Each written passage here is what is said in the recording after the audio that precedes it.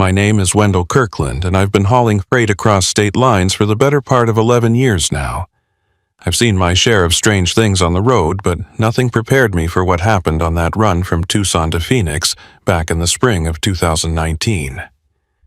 Some nights I still wake up in a cold sweat thinking about the weight of that cargo and the look in that border agent's eyes when he told me to keep my mouth shut and drive.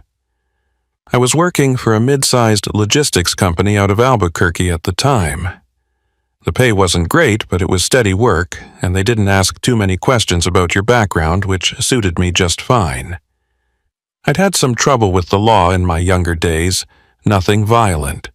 Just some DUIs and a possession charge that made finding decent work a real pain in the ass. The company knew about my record, and they hired me anyway, which meant I owed them a certain degree of loyalty, or at least that's what I told myself when things started going sideways. The job came through on a Tuesday afternoon.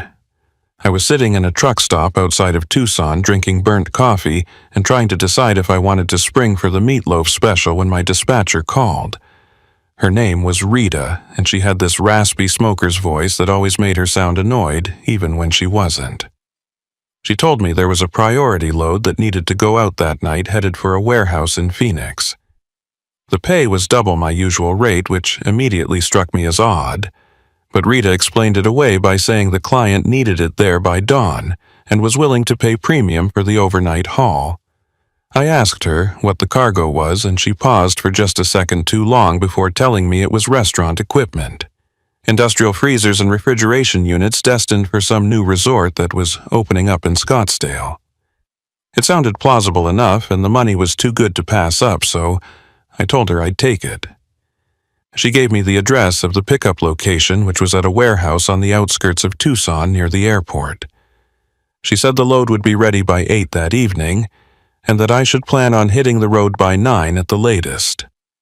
I killed a few hours at the truck stop trying to rest up for the overnight drive.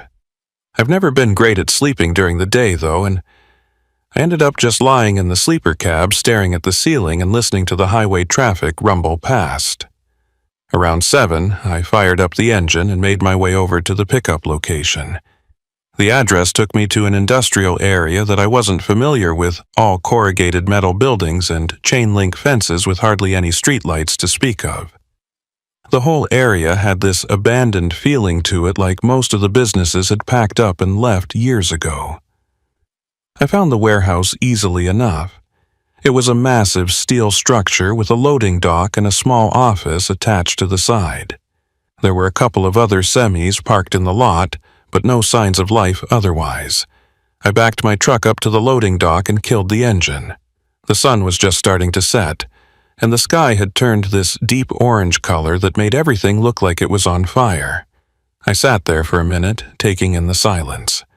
There was something off about the whole setup, but I couldn't put my finger on what exactly. Maybe it was just the isolation of the location, or the fact that there didn't seem to be anyone around despite the fact that I was supposedly picking up a priority load.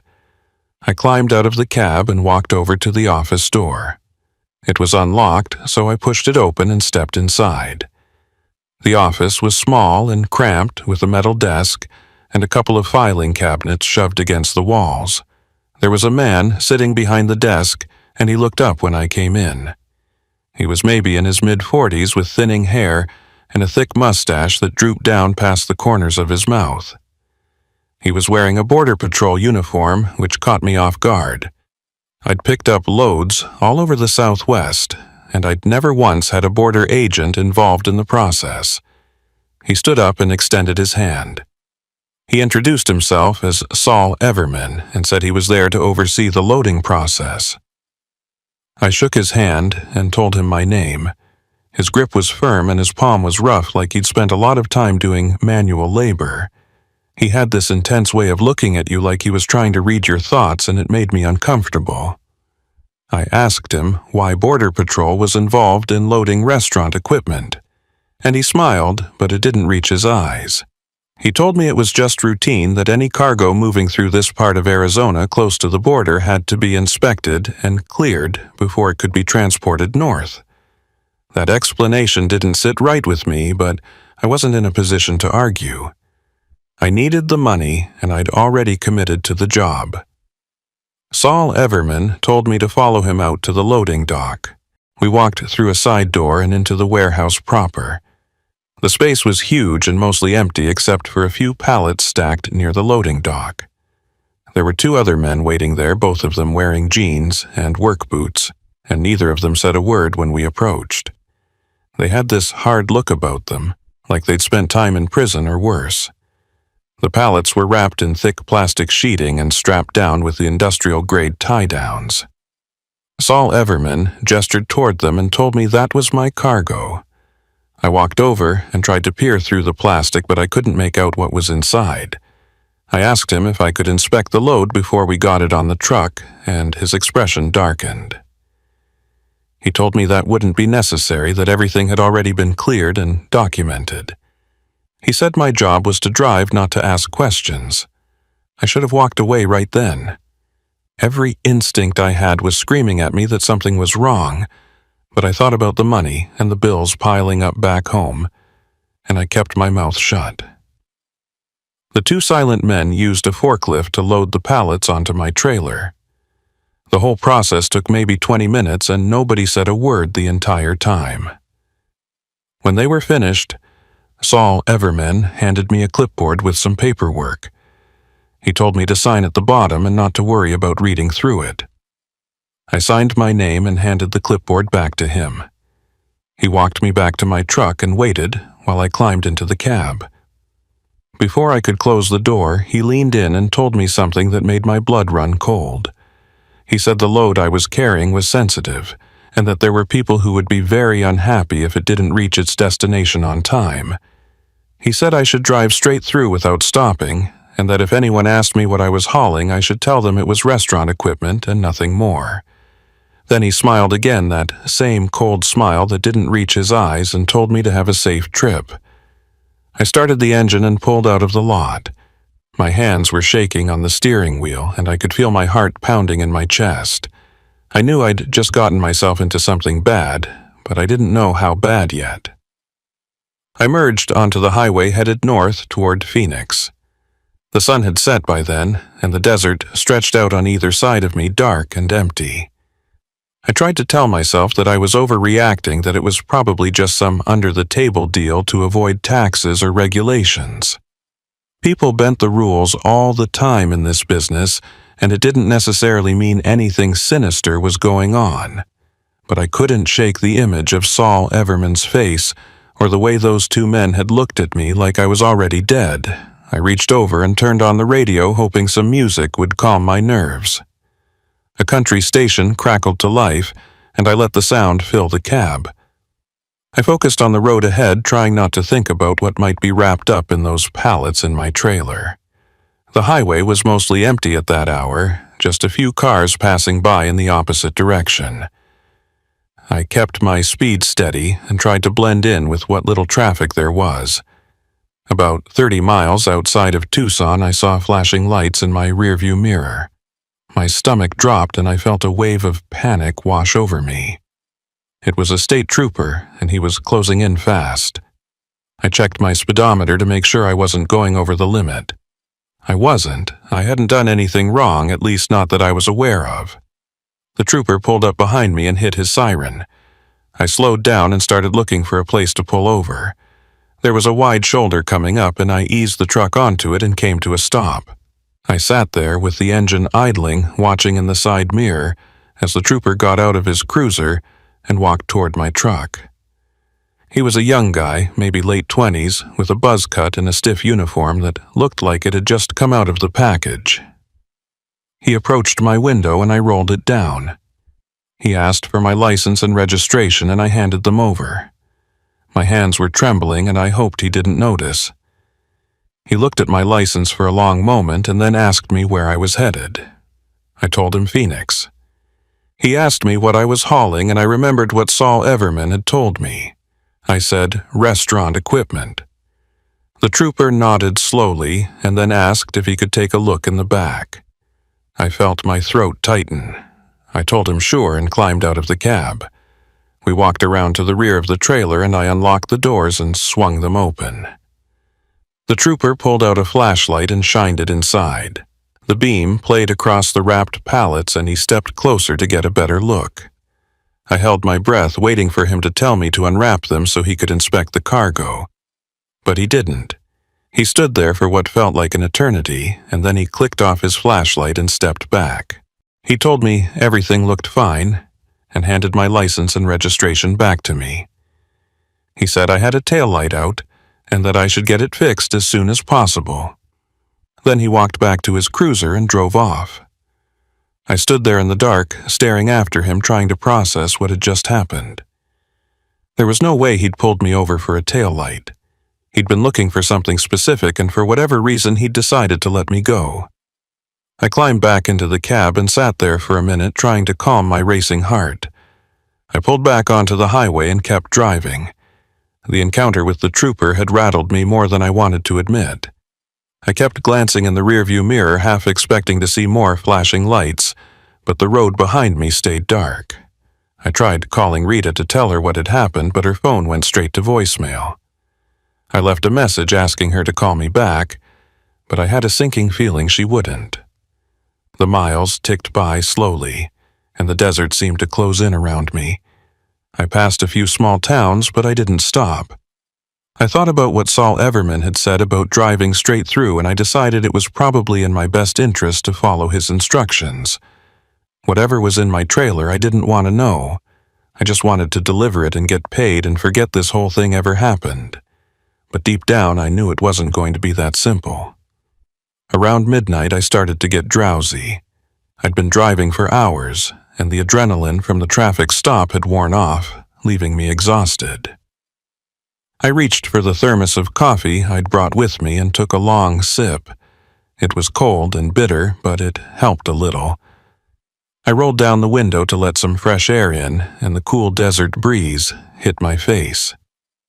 I could smell creosote and dust, and something else underneath it, something faint and sour that I couldn't quite place. I was about an hour outside of Phoenix when I saw headlights in my rearview mirror.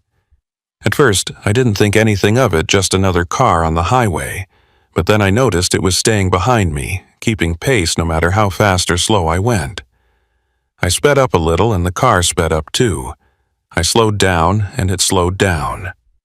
My pulse quickened and I felt that familiar sense of dread creeping back in. The car stayed on my tail for miles, never getting closer but never falling back either. I couldn't make out the make or model, just two bright headlights burning through the darkness. I thought about pulling over to see what they wanted, but I remembered Saul Everman's warning about driving straight through. I kept going, hoping the car would eventually turn off or pass me. But it didn't. It just stayed there like a shadow, following me through the night. I tried to convince myself it was nothing, just a coincidence. Maybe it was someone else headed to Phoenix who happened to be driving the same speed as me. But I didn't believe that. I knew I was being followed, and I knew it had something to do with the cargo in my trailer. I gripped the steering wheel tighter and kept my eyes on the road ahead. The lights of Phoenix were starting to appear on the horizon, and I prayed I could make it to the warehouse without anything going wrong. As I got closer to the city, the car behind me finally made its move. It sped up and pulled into the left lane, coming up alongside me. I glanced over and saw it was a black SUV with tinted windows.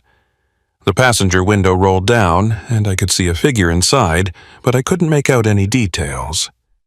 The SUV paced me for a moment, and then it accelerated and cut in front of me, forcing me to hit my brakes. I cursed under my breath and tightened my grip on the wheel. The SUV slowed down, matching my speed again. It was toying with me. I thought about trying to pass it, but I didn't want to escalate the situation.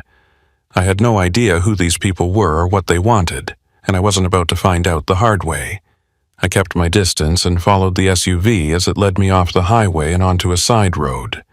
My heart was pounding, and my mind was racing with worst-case scenarios. The side road took us into an industrial area not unlike the one where I'd picked up the load. The SUV pulled into a lot behind a rundown warehouse and I followed. The moment I stopped the truck, the SUV's doors opened, and 3 figures stepped out. They were all wearing dark clothing and baseball caps pulled low over their faces. One of them was carrying something in his hand, and as he got closer, I realized it was a gun. I reached for my phone, but before I could dial 911, the man with the gun tapped on my window with the barrel. He motioned for me to roll it down, and I did. He leaned in close enough that I could smell cigarette smoke on his breath and told me to get out of the truck. I did what he said. I climbed down from the cab and stood there with my hands raised, trying to show I wasn't a threat. The man with the gun told me to open the trailer. I walked around to the back and unlocked the doors. The 3 men moved past me and climbed inside. I stood there listening to the sound of plastic being torn and pallets being shifted. After a few minutes, one of them jumped down and told the other something I couldn't hear. They spent another 10 minutes inside the trailer and then they all climbed out. The man with the gun looked at me and told me I'd done a good job. He said I should get back in my truck and finish the delivery like nothing had happened. He said if I told anyone about this stop or about them, they'd know, and they'd come looking for me. Then he and the other 2 men got back in the SUV and drove off, leaving me standing there in the dark. I climbed back into the truck and sat there for a long time, trying to process what had just happened. I knew I should call the police, but I also knew that would only make things worse. Whoever these people were, they were connected, and they weren't afraid to use violence. I thought about Saul Everman and the way he'd looked at me back at the warehouse. I wondered if he was part of this or if he was just another cog in the machine. Eventually, I started the engine and pulled back onto the road. I drove the rest of the way to the Phoenix warehouse in silence. When I got there, the loading dock was empty, and there was no one waiting for me. I backed the truck up to the dock and sat there for a while, trying to decide what to do. Finally, I got out and opened the trailer doors. The pallets were still there, but some of the plastic had been torn away and I could see what was inside now. It wasn't restaurant equipment. The packages inside weren't freezers or refrigeration units. They were bundles wrapped in heavy plastic and duct tape, the kind of packaging you see in movies about drug smugglers or worse. I stood there staring at them, feeling my stomach turn over. I'd suspected something was off from the beginning, but seeing it laid out in front of me like that made it real in a way I wasn't prepared for. I reached out and touched one of the bundles. It was solid and heavy, and I pulled my hand back like I'd been burned. I should have called the cops right then and there. That's what any reasonable person would have done. But I kept thinking about the man with the gun, and the way he'd looked at me when he said they'd come looking for me if I talked. I thought about Saul Everman and how he'd known exactly what was in these pallets when he loaded them onto my truck. I thought about Rita and how she'd gone silent after sending me on this job. The whole thing was a setup, and I was stuck right in the middle of it. I climbed back into the cab and sat there with the engine off, just listening to the sound of my own breathing. The warehouse district was quiet at that hour. Nothing but the distant hum of highway traffic and the occasional bark of a dog somewhere in the darkness. I pulled out my phone and stared at it, trying to decide what to do. I could call the police and tell them everything, but that would mean admitting I'd knowingly transported illegal cargo across state lines.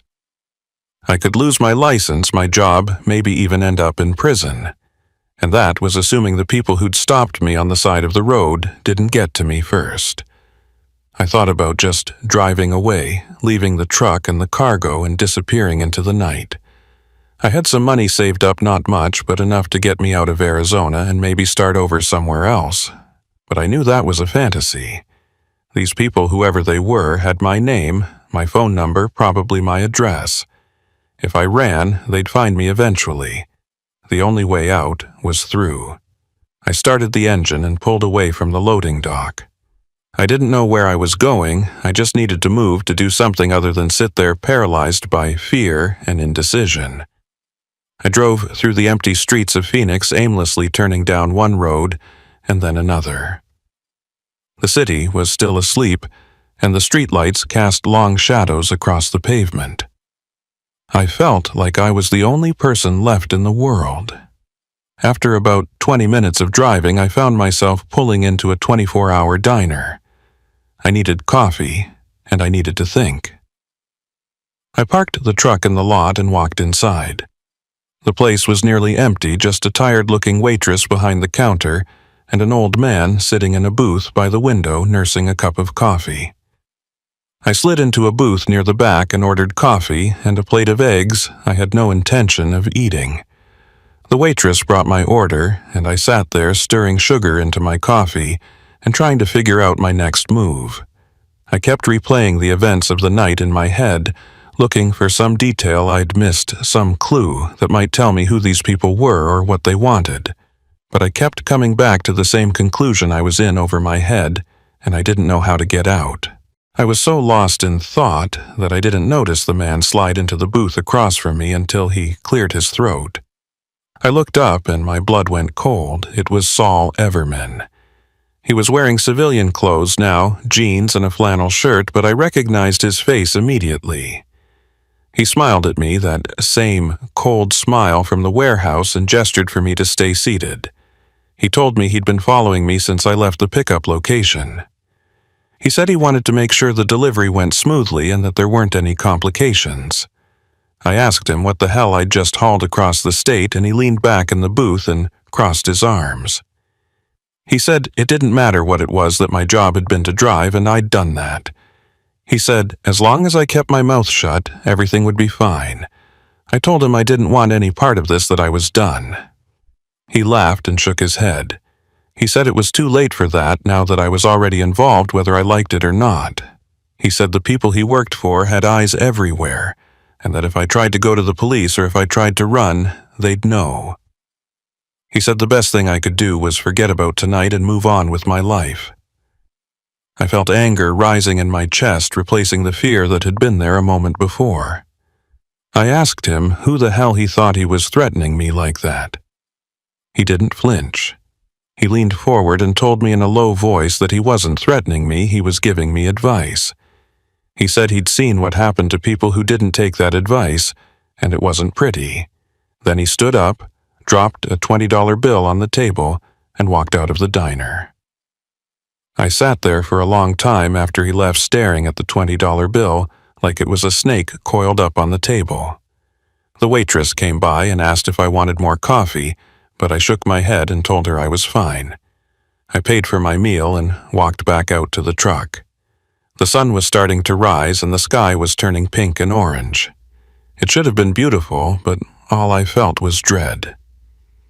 I drove back to the warehouse and parked the truck in the lot. I didn't know what else to do. I couldn't just leave it there, and I couldn't take it back to the company yard without explaining what had happened.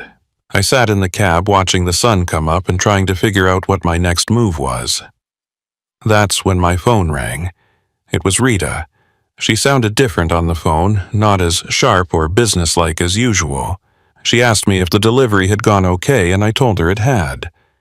She was quiet for a moment, and then she told me the client had called and said they were very happy with my work. She said there might be more jobs like this in the future if I was interested. I told her I'd think about it, and she hung up. I knew what that meant. This wasn't a one-time thing. They were testing me, seeing if I'd keep my mouth shut and do what I was told. And if I passed the test, there would be more loads, more deliveries, more nights like this one. I thought about refusing, about telling Rita I was done with the company and finding work somewhere else. But I also thought about Saul Everman and the man with the gun, and the way they'd both made it clear that walking away wasn't an option. I spent the rest of that day in a fog.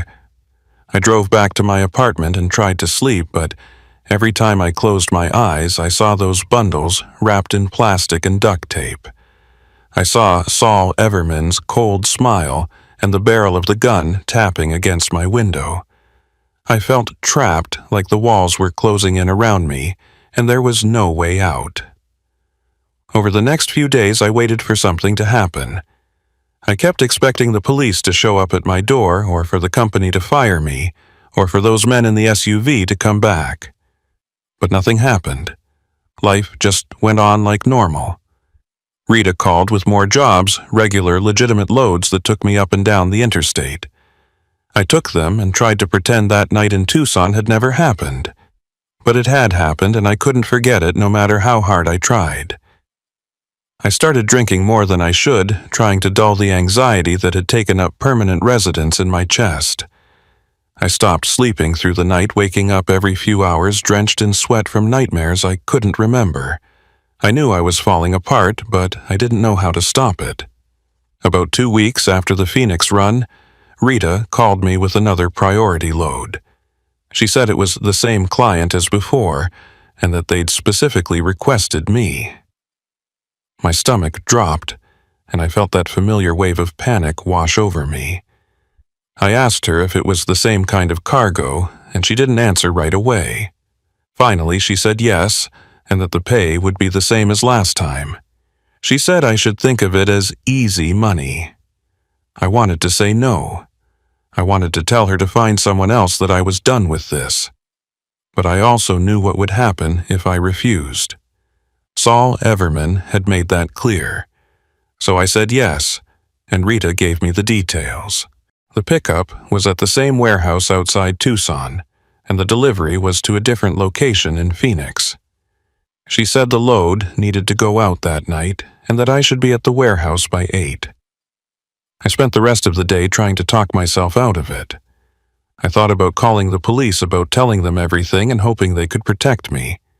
But I also knew that was naive. These people had resources and connections that I couldn't even begin to understand. If I went to the cops, I'd be signing my own death warrant. That evening, I drove out to the warehouse. It was the same setup as before. The same deserted industrial area, the same loading dock. Saul Everman was there waiting for me. He greeted me like we were old friends, shaking my hand and asking how I'd been. I didn't answer. I just followed him into the warehouse and watched as the same 2 silent men loaded the pallets onto my trailer. This time, I didn't ask any questions. I signed the paperwork and climbed into my truck and pulled out of the lot. Saul Everman stood in the doorway watching me go, and I could feel his eyes on me even after I'd turned onto the highway. I drove north toward Phoenix, my hands gripping the wheel so tight my knuckles turned white. The drive was uneventful this time. No state troopers, no black SUVs following me through the night. I made it to the delivery location without incident and backed the truck up to the loading dock. This time there were people waiting for me. 3 men I didn't recognize who unloaded the cargo quickly and efficiently. They didn't say a word to me, and I didn't say anything to them. When they were done, one of them handed me an envelope. I opened it and found a thick stack of cash inside.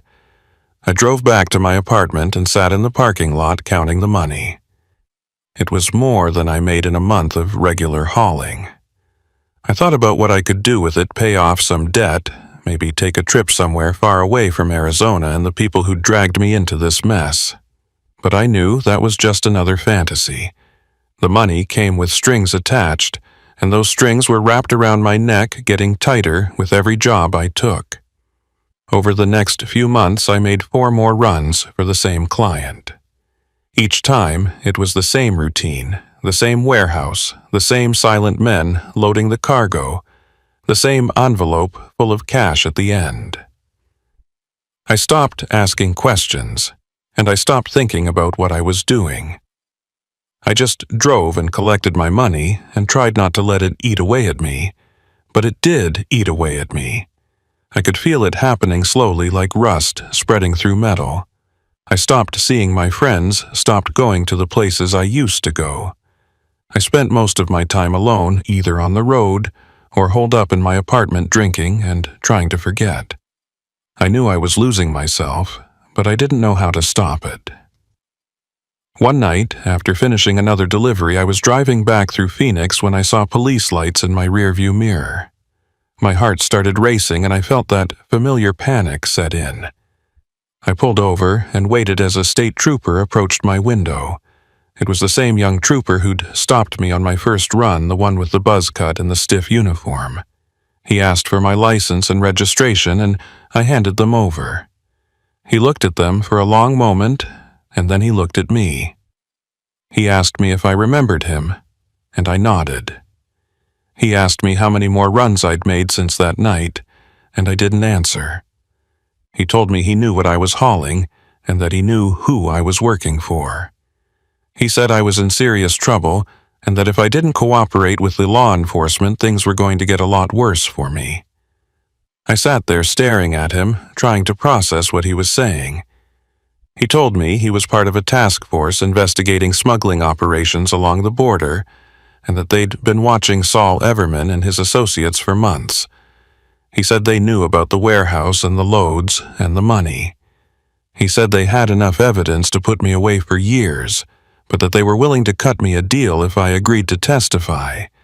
I didn't know what to say. Part of me wanted to tell him everything to unload the weight I'd been carrying around for months. But another part of me knew that cooperating with the police would be a death sentence. Saul Everman had made it clear what happened to people who talked, and I had no reason to doubt him. The trooper must have seen the fear in my eyes because he softened a little. He told me I didn't have to decide right then, that I should think about it and call him when I was ready. He handed me a business card with his number on it and told me to be careful. Then he got back in his cruiser and drove off. I sat there in the dark, holding the business card and trying to figure out what to do. I knew the walls were closing in and that eventually I'd have to make a choice. I could keep working for Saul Everman and his people and hope that I didn't get caught or killed. Or I could cooperate with the police and hope that they could protect me from the people I'd been working for. Neither option seemed good. Both of them felt like a trap. I started the engine and pulled back onto the highway. I drove for hours, just driving with no destination in mind. I thought about my life and how I'd ended up here. I thought about the choices I'd made and the roads I'd taken that had led me to this moment. By the time the sun came up, I still didn't have an answer. I was tired and scared, and I didn't know who to trust. All I knew was that I couldn't keep doing this, that eventually something was going to give. I just hoped that when it did, I'd still be alive to see it. I pulled into a rest stop and parked the truck. I sat there watching the morning traffic roll by and thinking about the business card in my pocket. The trooper had given me a way out, but taking it would mean putting my life in the hands of people I didn't know, and hoping they could keep me safe from people who'd already proven they could get to me anywhere. I thought about calling him right then and there, but I couldn't bring myself to do it. Instead, I just sat there paralyzed by fear and indecision. The sun climbed higher in the sky, and the rest stop filled up with travelers and truckers, all of them going about their lives oblivious to the hell I was living in. Finally, I started the engine and pulled back onto the highway. I didn't know where I was going or what I was going to do. All I knew was that I couldn't stay in that rest stop forever. I had to keep moving, even if I didn't know where I was headed. 3 days passed before Rita called me again. I'd spent those days holed up in my apartment, drinking cheap whiskey and staring at the trooper's business card. I must have picked it up 100 times, ready to dial the number, but each time I'd set it back down and pour myself another drink. The walls of my apartment felt like they were pressing in on me, and I couldn't shake the feeling that I was being watched. Every car that drove by, every footstep in the hallway outside my door made my heart race. When Rita's call finally came, I almost didn't answer. I saw her name on the screen and felt my stomach drop. Part of me wanted to let it go to voicemail to pretend I wasn't home to buy myself a little more time. But I knew that would only make things worse. I answered on the 4th ring and tried to keep my voice steady. Rita told me there was another job and that it needed to happen tonight. She said the client was getting impatient and that they needed me specifically. I asked her why me, and she got quiet for a moment before telling me it was because I'd proven myself reliable. Reliable. The word made me want to throw my phone across the room. I wasn't reliable, I was trapped. There was a difference. But I didn't say any of that to Rita. I just told her I'd be at the warehouse by 8 and hung up. I sat there on my couch staring at nothing, trying to figure out what I was going to do. I thought about the trooper's offer and about what would happen if I took it. Witness protection. Maybe a new identity somewhere far away from Arizona. It sounded almost too good to be true, and in my experience, things that sounded too good to be true usually were. But I also thought about what would happen if I kept doing these runs. Eventually, the law would catch up with me, or Saul Everman's people would decide I was a liability. Either way, I'd end up dead or in prison. The only question was which would come first. I pulled out the business card and stared at it for what felt like the 100th time. The trooper's name was printed in small black letters, and underneath it was a phone number and an email address. I memorized both, and then I tore the card into tiny pieces and flushed them down the toilet. I didn't call him, not yet. I needed more time to think, to figure out what my play was going to be. I grabbed my keys and headed out to my truck. The sun was setting, and the sky was turning that same orange color it had been on my first run to Phoenix. It felt like a lifetime ago, even though it had only been a few months. I climbed into the cab and started the engine. The familiar rumble of the diesel motor was oddly comforting, and for a moment I let myself pretend that this was just another normal job. The drive to Tucson took about 2 hours, and I spent most of it in silence. I didn't turn on the radio, and I didn't let my mind wander. I just focused on the road ahead, watching the white lines blur past in the headlights. When I finally pulled into the warehouse district, it was fully dark. The streets were empty, and the only light came from a few scattered street lamps that cast long shadows across the pavement. I backed my truck up to the loading dock and killed the engine. Saul Everman was waiting for me just like he always was. He stepped out of the shadows as I climbed down from the cab and gave me that same cold smile. He asked me how I'd been, and I told him fine.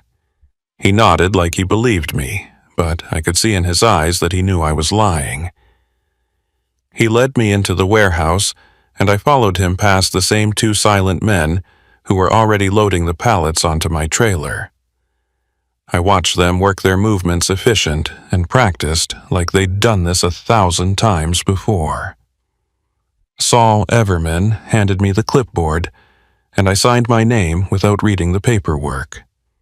He told me the delivery address was different this time, that I'd be heading to a location just outside of Phoenix near the foothills.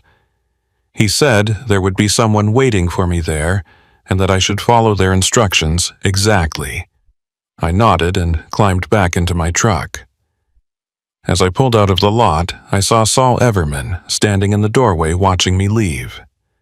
His silhouette was backlit by the fluorescent lights of the warehouse, and for a moment he looked almost like a statue, cold and unmoving. I merged onto the highway and headed north. The road was mostly empty at that hour, just a few semis and passenger cars scattered across the lanes. I kept my speed steady and tried not to think about what was in my trailer. I'd learned over the past few months that ignorance was easier than knowledge. If I didn't know exactly what I was hauling, then I could pretend it was something less sinister than I suspected. It was a lie I told myself, but it was the only thing that kept me sane. About an hour into the drive, I noticed headlights behind me. At first, I thought it was just another truck, but as the miles passed, I realized it was staying with me, keeping the same distance no matter how fast or slow I went. My pulse quickened and I felt that familiar sense of dread settle over me. I told myself it was nothing, that I was just being paranoid, but deep down, I knew better. I'd been followed before, and this felt the same. I took an exit off the highway, hoping to lose whoever was behind me. The exit led to a small 2-lane road that cut through the desert. The headlights followed me off the highway and stayed on my tail. I sped up, pushing the truck faster than I should have on the narrow road. The headlights sped up too. My hands were sweating on the steering wheel and I could feel my heart pounding in my chest. I thought about pulling over and confronting whoever was following me, but I knew that was a bad idea. The road twisted through the desert for several miles before reconnecting with the highway. I merged back onto the interstate and the headlights followed. I was starting to panic now, my mind racing through possibilities. Was it the police? Was it Saul Everman's people checking up on me? Or was it someone else entirely, someone I hadn't even considered? I reached for my phone, thinking I'd call Rita, or maybe even the trooper, but before I could dial, the headlights suddenly accelerated and pulled up alongside me. It was a dark sedan with tinted windows. The car paced me for a moment, and then the passenger window rolled down. I couldn't see who was inside, but I heard a voice yell something I couldn't make out over the roar of the engines. The sedan swerved closer to me, forcing me toward the shoulder. I jerked the wheel to the right, barely avoiding a collision. The sedan pulled back and then accelerated ahead of me, cutting me off and forcing me to hit my brakes. I slowed down to a crawl, and the sedan matched my speed, staying just ahead of me. My mind was racing, trying to figure out what they wanted. Were they trying to steal the cargo? Were they trying to scare me? Or were they trying to do something worse? The sedan's brake lights flashed and it slowed down even more, forcing me to come to a complete stop. I sat there in the middle of the highway with my hazards on, watching as the sedan's door opened. A woman stepped out. She was wearing jeans and a leather jacket, and her hair was pulled back in a ponytail. She walked toward my truck with a confidence that made me uneasy. I rolled down my window as she approached, and she stopped a few feet away. She told me her name was Clara June Blevins, and that she needed to talk to me. I asked her what she wanted, and she glanced over her shoulder before looking back at me. She said she knew what I was hauling, and she knew who I was working for. She said she'd been watching me for weeks, trying to figure out the best way to approach me. I felt my blood run cold. If she'd been watching me, that meant she knew where I lived, where I went, what I did. I asked her who she was, and she smiled, but it wasn't a friendly smile. She said she was someone who could help me if I was smart enough to listen. Clara June Blevins told me she was a federal investigator working undercover to bring down the smuggling operation I'd gotten caught up in. She said she knew about Saul Everman and the warehouse and the deliveries. She said they had enough evidence to shut the whole thing down, but they needed someone on the inside, someone who could testify about what they'd seen. She said if I cooperated, they could protect me, put me in witness protection, and make sure I didn't do any prison time. It was the same offer the trooper had made, but hearing it from her made it feel more real somehow. I asked her how I could trust her, and she reached into her jacket and pulled out a badge. She held it up for me to see, and I squinted at it in the dim light. It looked legitimate, but I wasn't sure. I'd heard stories about people impersonating federal agents, and I didn't know if this was one of those situations. Clara June Blevins must have sensed my hesitation because she told me I didn't have to decide right now. She said I should think about it and call her when I was ready. She handed me a business card and told me to be careful. She said the people I was working for were dangerous and that they wouldn't hesitate to eliminate anyone they saw as a threat. Then she walked back to her sedan and drove off, leaving me sitting there in the middle of the highway. I sat there for a long time trying to process what had just happened. 2 law enforcement officers had now approached me with the same offer. That meant they were serious about bringing down Saul Everman and his operation. But it also meant I was caught in the middle of something much bigger than I'd realized. I thought about the cargo in my trailer and about all the runs I'd made over the past few months. I thought about the money I'd been paid and about how none of it had been worth the cost. I started the engine and pulled back onto the highway. The rest of the drive to Phoenix was uneventful. I followed the directions Saul Everman had given me and ended up at a small warehouse on the outskirts of the city. There were 2 men waiting for me, and they unloaded the cargo quickly and efficiently. One of them handed me an envelope, and I didn't bother counting the cash inside. I just shoved it in my pocket and climbed back into my truck. I drove back to my apartment and sat in the parking lot staring at Clara June Blevins' business card. I thought about calling her right then, but I couldn't bring myself to do it. I was exhausted and confused, and I didn't trust my own judgment anymore. I went inside and collapsed on my couch. I didn't bother taking off my boots or turning on the lights. I just lay there in the darkness, staring at the ceiling and trying to figure out what I was going to do. The next morning, I woke up to my phone ringing. It was Rita. She told me there was another job and that it needed to happen that night. I felt a surge of anger and frustration. I told her I needed a break, that I'd been doing too many runs, and I needed some time off. She was quiet for a moment, and then she told me that wasn't possible. She said the client had specifically requested me and that refusing wasn't an option. I started to argue, but she cut me off. She said if I didn't show up tonight, there would be consequences, and then she hung up. I sat there holding my phone, feeling the walls close in around me. I knew what those consequences would be. Saul Everman had made it clear from the beginning what happened to people who didn't cooperate.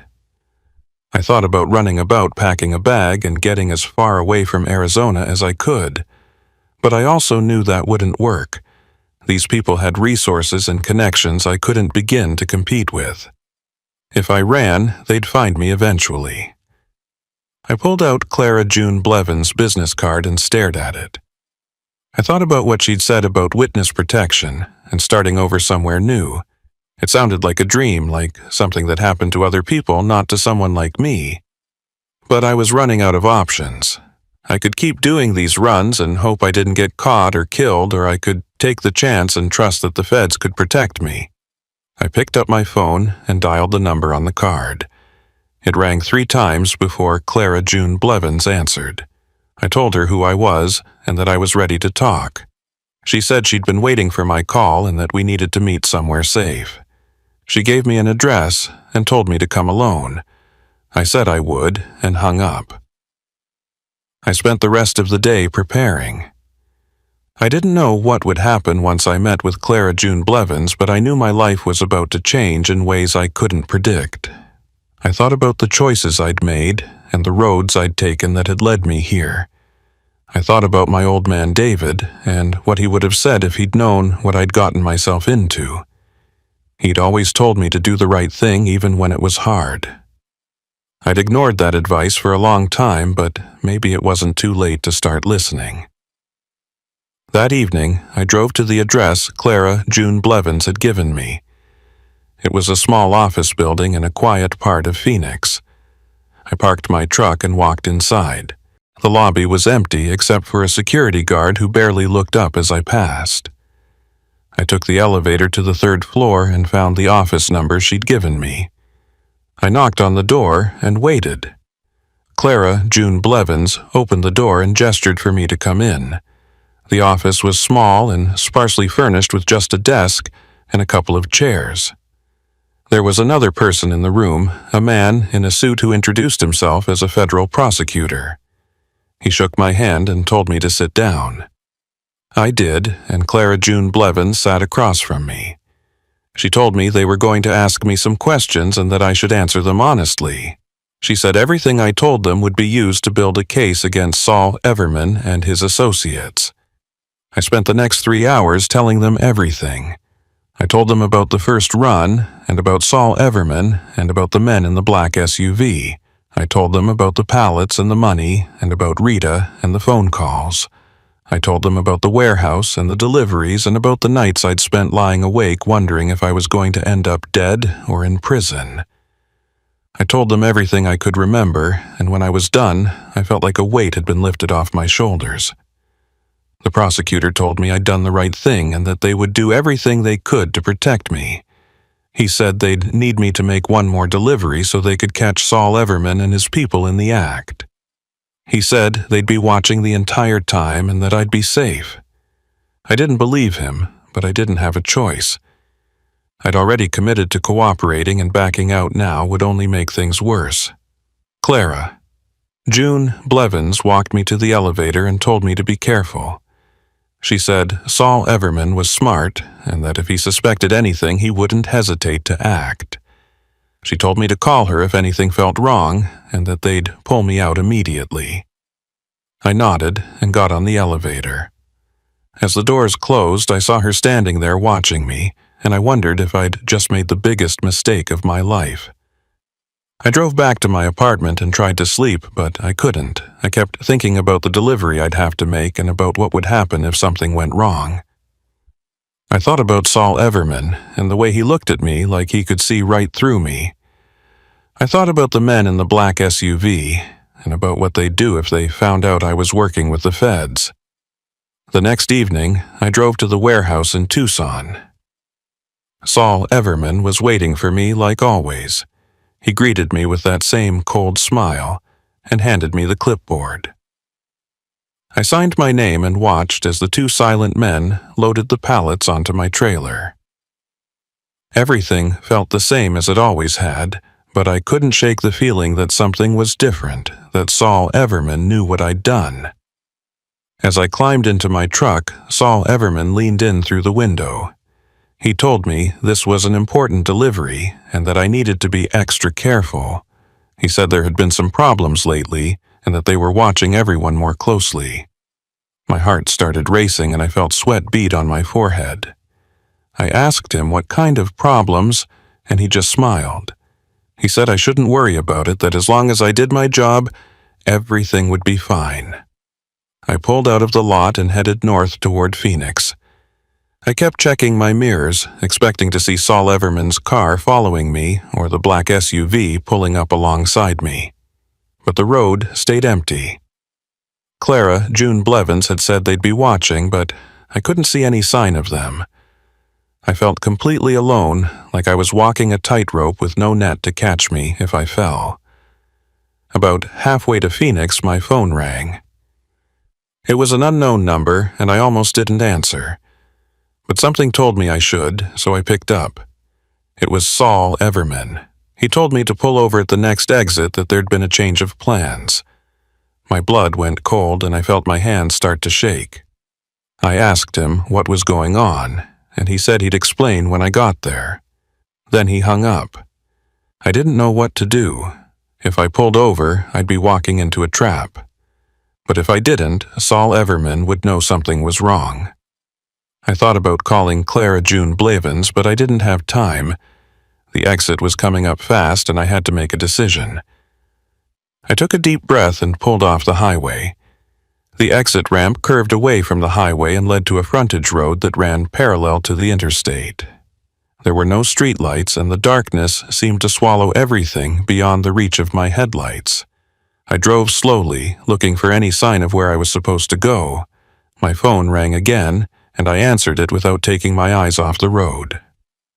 Saul Everman told me to take the next left and follow it for about a mile. He said I'd see a dirt road on the right and that I should pull in there and wait. I asked him again what was going on, but he'd already hung up.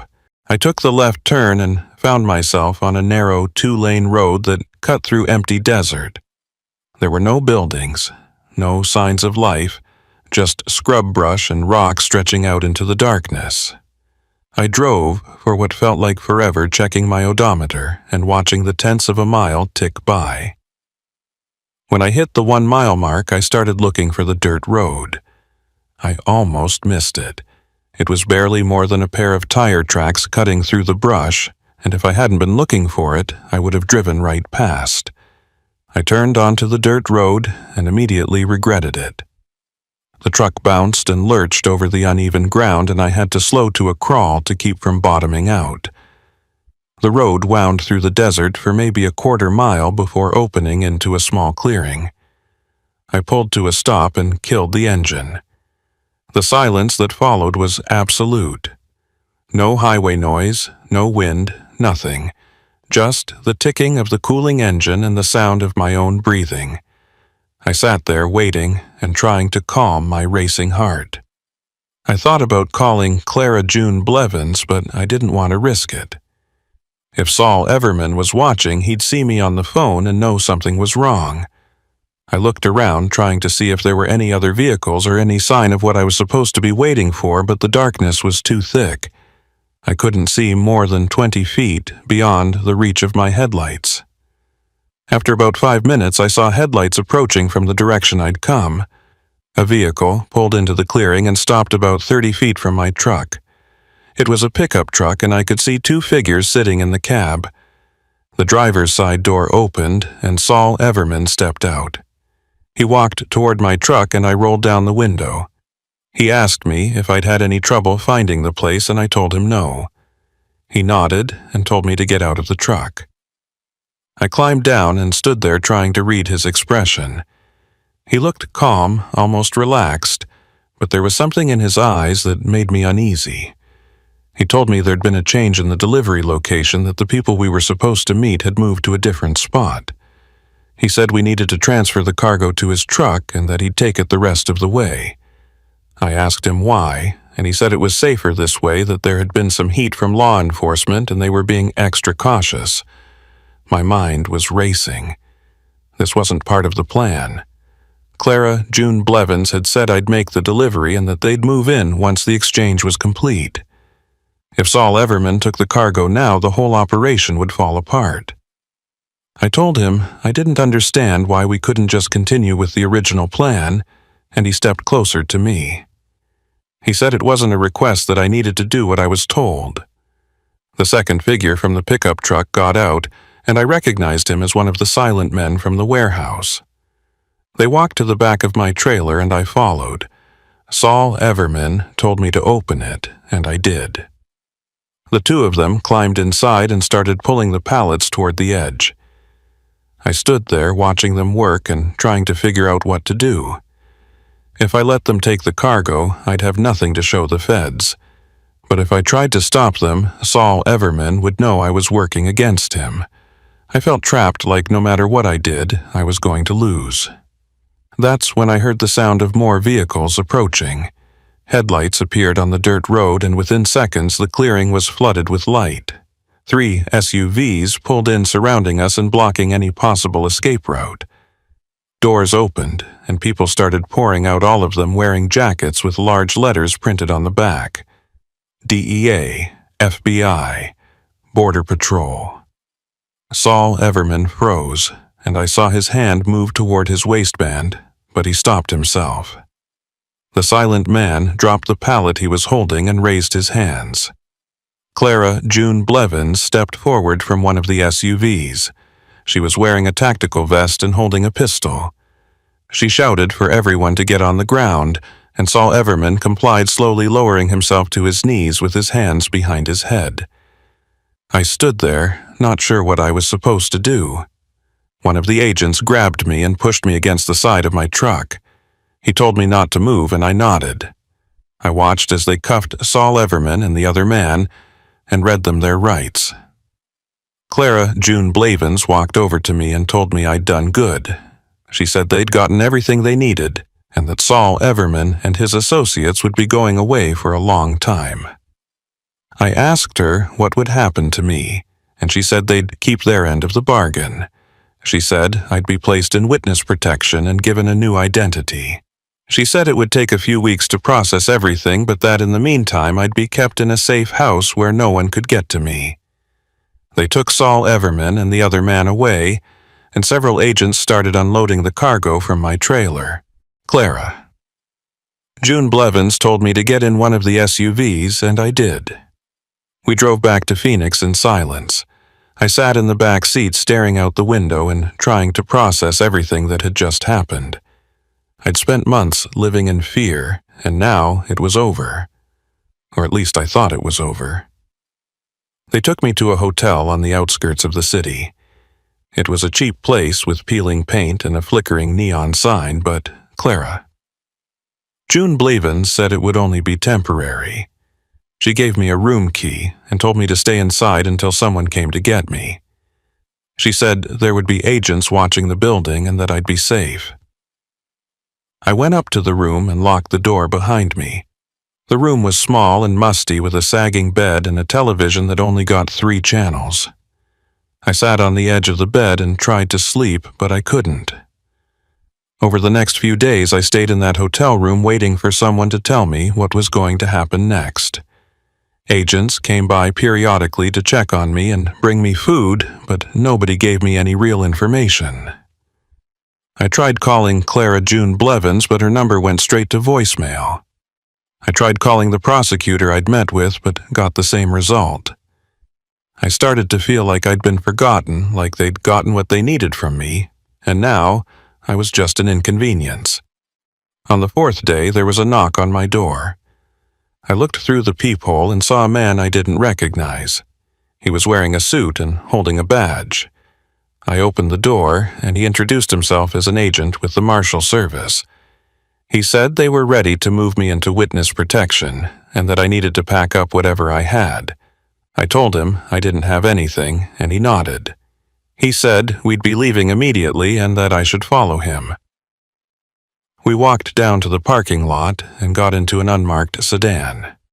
The agent didn't say much during the drive, just told me that we were going to a processing center where they'd set me up with new documents and a new identity. I asked him where I'd be going, and he said he couldn't tell me that yet.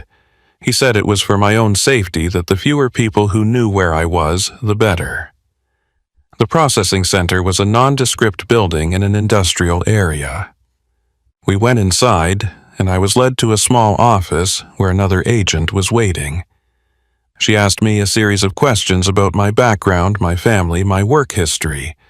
She told me they'd be creating a complete new identity for me and that I'd have to leave everything from my old life behind.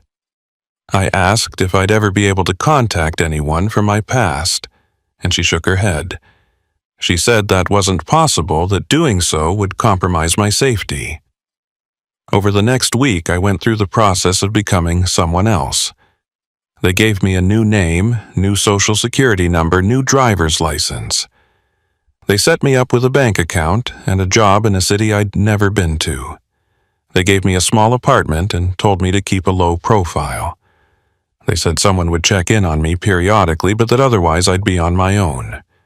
When it was finally time to leave, they drove me to the airport and put me on a plane. I didn't know where I was going until I was already in the air. The city they'd chosen was small and quiet, nothing like the places I was used to.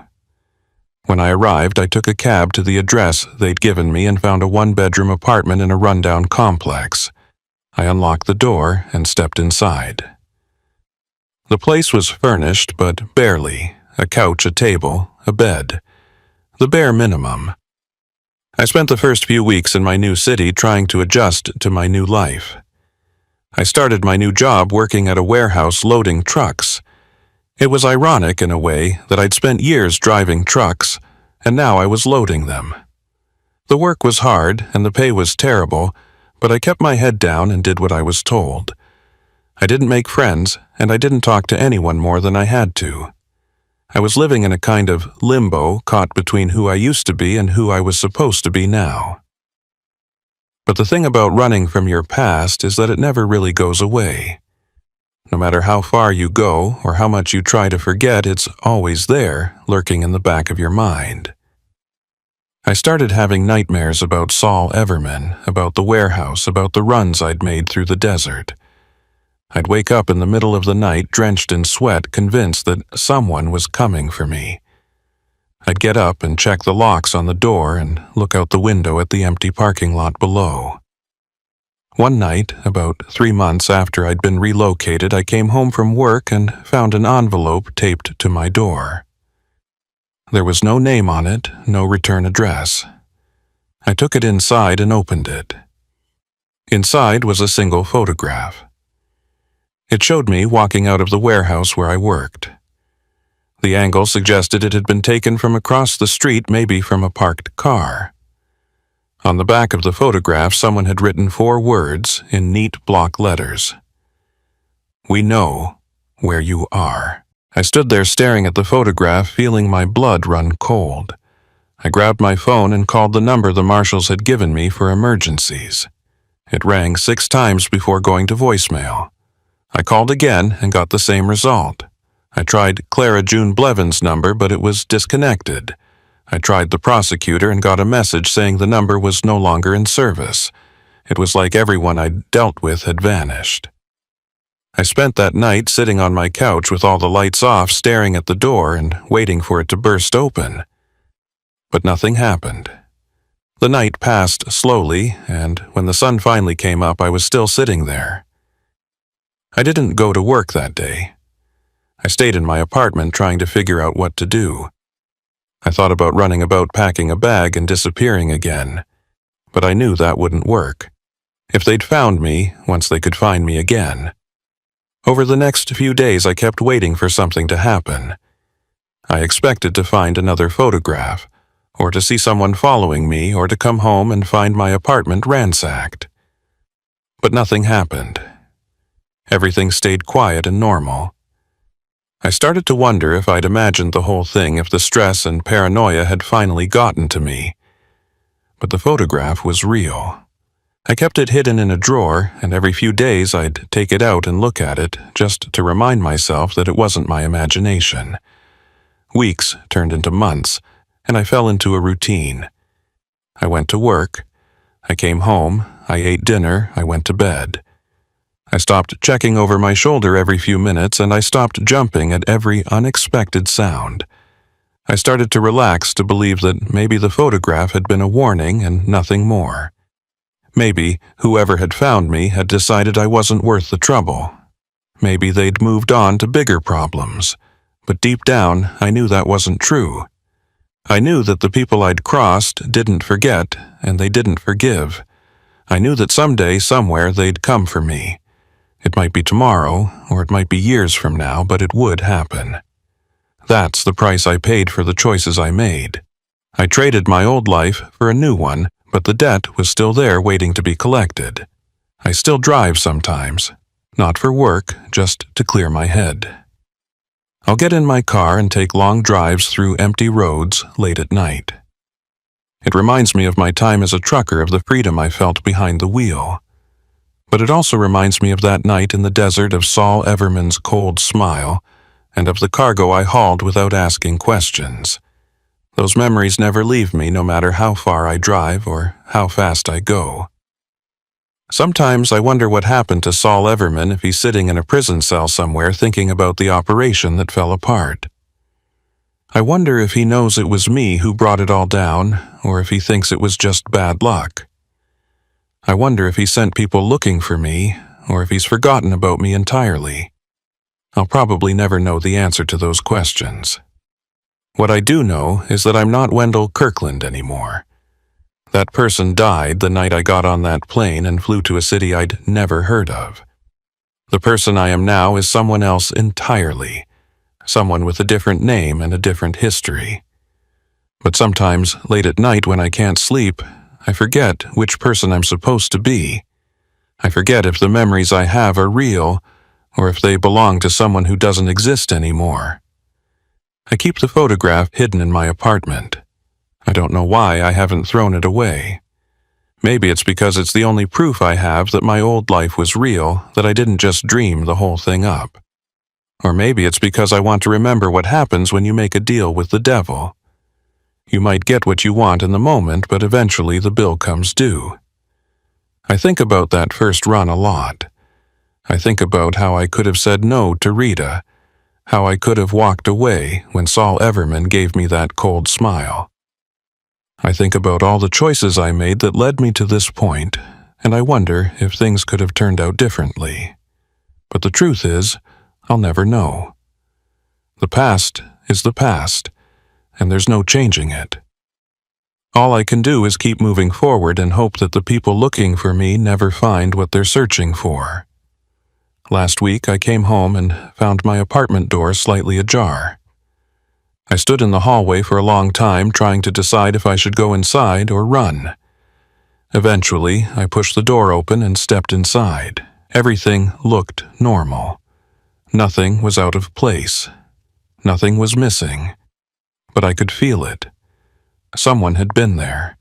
The air felt different somehow, like the space had been disturbed. I searched every room, but I couldn't find anything. No note, no photograph, no sign that anyone had been there. But I knew. I could feel it in my bones. They'd found me again, and this time they'd been inside. This time they'd gotten close. I thought about calling the marshals again, but I knew there was no point. They'd made it clear that I was on my own now that they'd done their part, and the rest was up to me. So I keep living my life. I go to work, I come home, I eat dinner, I go to bed. I try not to think about the photograph or the door left ajar, or the feeling that I'm being watched. I try to convince myself that I'm safe, that the people looking for me will eventually give up and move on. But I know that's not true. I know that one day I'll come home and find something worse than a photograph. One day, they'll stop sending warnings, and they'll come to collect what they think I owe them. Until then, I'll keep driving. I'll keep taking those long late-night drives through empty roads, pretending for a few hours that I'm still Wendell Kirkland, the trucker who thought he could make some easy money without asking questions.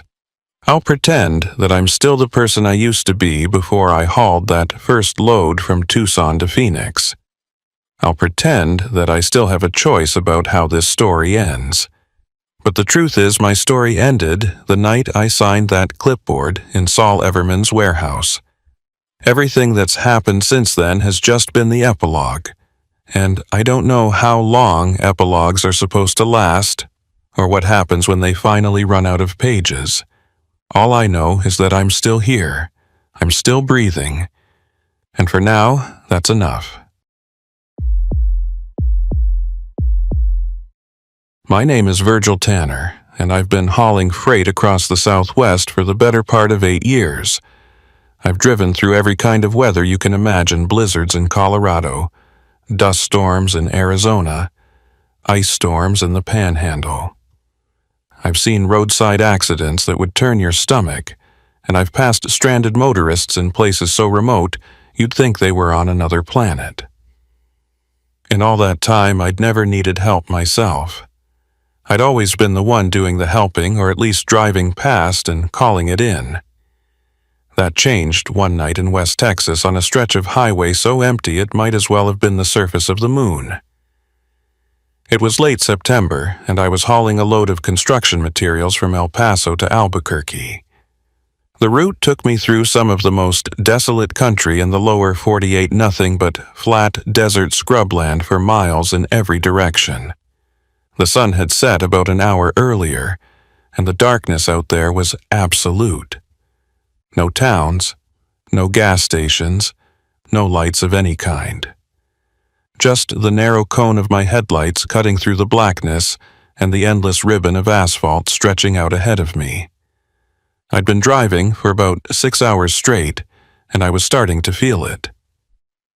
My eyes were getting heavy, and I was having trouble keeping my focus on the road.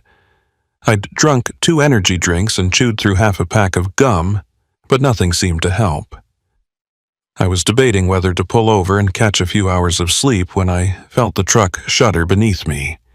It was subtle at first, just a slight vibration in the steering wheel, but within seconds it had turned into a violent shaking that made my teeth rattle. I eased off the gas and the shaking got worse. The engine started making a grinding noise that I'd never heard before, a deep metallic screech that set my nerves on edge.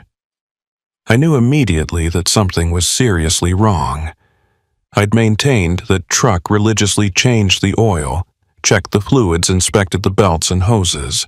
There was no reason for it to be breaking down, but here we were. I guided the truck onto the shoulder and came to a stop. The engine coughed twice and then died completely. I sat there in the sudden silence, feeling my heart pound in my chest. The only sound was the ticking of the cooling engine and the faint whistle of wind outside. I turned the key, trying to restart the engine, but nothing happened. Not even a click. The dashboard lights flickered and went dark. I tried again with the same result. The truck was completely dead. I pulled out my phone and checked for signal. Nothing. I held it up near the windshield and moved it around, hoping to catch even one bar, but the screen stayed blank. No service. I knew I was in trouble. I was at least 40 miles from the nearest town, and I hadn't seen another vehicle in over an hour. The temperature outside was still in the 90s even after sunset, and I only had 2 bottles of water in the cab. I could walk, but I'd be doing it in the dark across open desert with no guarantee I'd find help before I collapsed from heat exhaustion. The smart thing to do was stay with the truck and wait for someone to come along. Sooner or later, another trucker would pass by, and I could flag them down. I climbed out of the cab and walked around to the front of the truck. I popped the hood and looked at the engine, but I couldn't see much in the darkness. I pulled out my phone and used the flashlight function to get a better look. Everything seemed normal. No obvious leaks, no loose belts, no smoking wires. Whatever had gone wrong was internal something I couldn't fix on the side of the road with the limited tools I had. I slammed the hood shut and leaned against the truck trying to figure out my next move. That's when I saw the lights. They were far off in the distance, maybe a mile or two away, just a faint glow on the horizon. At first I thought it might be a town, but as I watched I realized the lights weren't stationary. They were moving slowly, crossing the desert in a direction roughly parallel to the highway. I couldn't tell what they were, headlights maybe, or work lights from some kind of mining operation. Whatever they were, they represented people, and people meant help. I grabbed my water bottles and a flashlight from the cab and started walking. The lights were off to the north, which meant I'd have to leave the highway and cross open desert to reach them. It wasn't an ideal situation, but I didn't have many options. I could stay with the truck and hope someone came along, or I could take my chances and try to reach those lights. I chose the latter. I climbed over the guardrail and started walking into the darkness. The ground was rough and uneven, covered in rocks and scrub brush that caught at my boots. I kept my flashlight pointed at the ground, trying to avoid stepping on anything that might twist my ankle or worse. The air was still hot and dry, and within minutes I was sweating through my shirt. I took a sip from one of my water bottles and kept walking. The lights ahead of me seemed to be getting closer, but it was hard to tell in the darkness. Distance out here was deceptive. What looked like a mile could turn out to be 3 or 4. I walked for what felt like an hour, but was probably only 20 minutes. The lights were definitely closer now, and I could make out individual points of illumination. It looked like there were 3 or 4 light sources spread out across a small area. As I got closer, I started to see shapes, buildings maybe, or vehicles. I felt a surge of relief. Whoever these people were, they'd have a phone or a radio. They could call a tow truck or at least give me a ride back to civilization. I was maybe 200 yards away when I realized the lights were coming from a house. It was a small single-story structure with a pitched roof and a covered porch. There were lights on inside, and a pickup truck parked out front. Behind the house, I could see what looked like a barn or a storage shed. The whole place had a makeshift quality to it, like it had been thrown together from salvaged materials. I couldn't imagine why anyone would choose to live out here miles from the nearest town with no visible road leading to the property. I approached the house cautiously. Something about the place made me uneasy, though I couldn't put my finger on what exactly. Maybe it was just the isolation or the late hour, but I felt like I was intruding on something I shouldn't be seeing. I walked up to the porch and knocked on the door. The sound echoed in the stillness, and for a moment nothing happened. Then I heard footsteps inside, heavy and deliberate. The door opened, and a man stood there looking at me. He was tall and lean, with a weathered face and pale eyes that seemed to reflect the light from inside the house. He was wearing jeans and a flannel shirt with the sleeves rolled up. His hands were rough and calloused, and there was dirt under his fingernails. He looked me up and down without saying anything, and I felt a chill run through me despite the heat. There was something off about him, something predatory in the way he studied me. I told him my truck had broken down on the highway and that I needed to use a phone. He didn't respond right away, just stood there staring at me. Finally, he stepped back and gestured for me to come inside. I hesitated for a moment, but I didn't have much choice. I needed help, and this was the only place for miles. I stepped through the door and into the house. The interior was dimly lit with just a few lamps casting weak yellow light across the room. The walls were bare wood, and the floor was covered in scuffed linoleum. There was a couch against one wall and a small kitchen area in the back. Everything looked old and worn, like it had been used hard for many years. The air smelled stale, like the windows hadn't been opened in a long time. The man closed the door behind me, and I heard the click of a lock. He introduced himself as Ephra Holiday and said this was his ranch. I looked around, but I didn't see any signs of ranching, no saddles or ropes or feed bags. The place looked more like a hideout than a working ranch. Ephra Holiday asked me what had happened, and I explained about my truck breaking down. He nodded slowly and said he didn't have a phone, but that he could drive me to the nearest town in the morning. I asked him why not tonight, and he said it was too dangerous to drive in the dark, that there were arroyos and gullies that could swallow a truck whole if you weren't careful.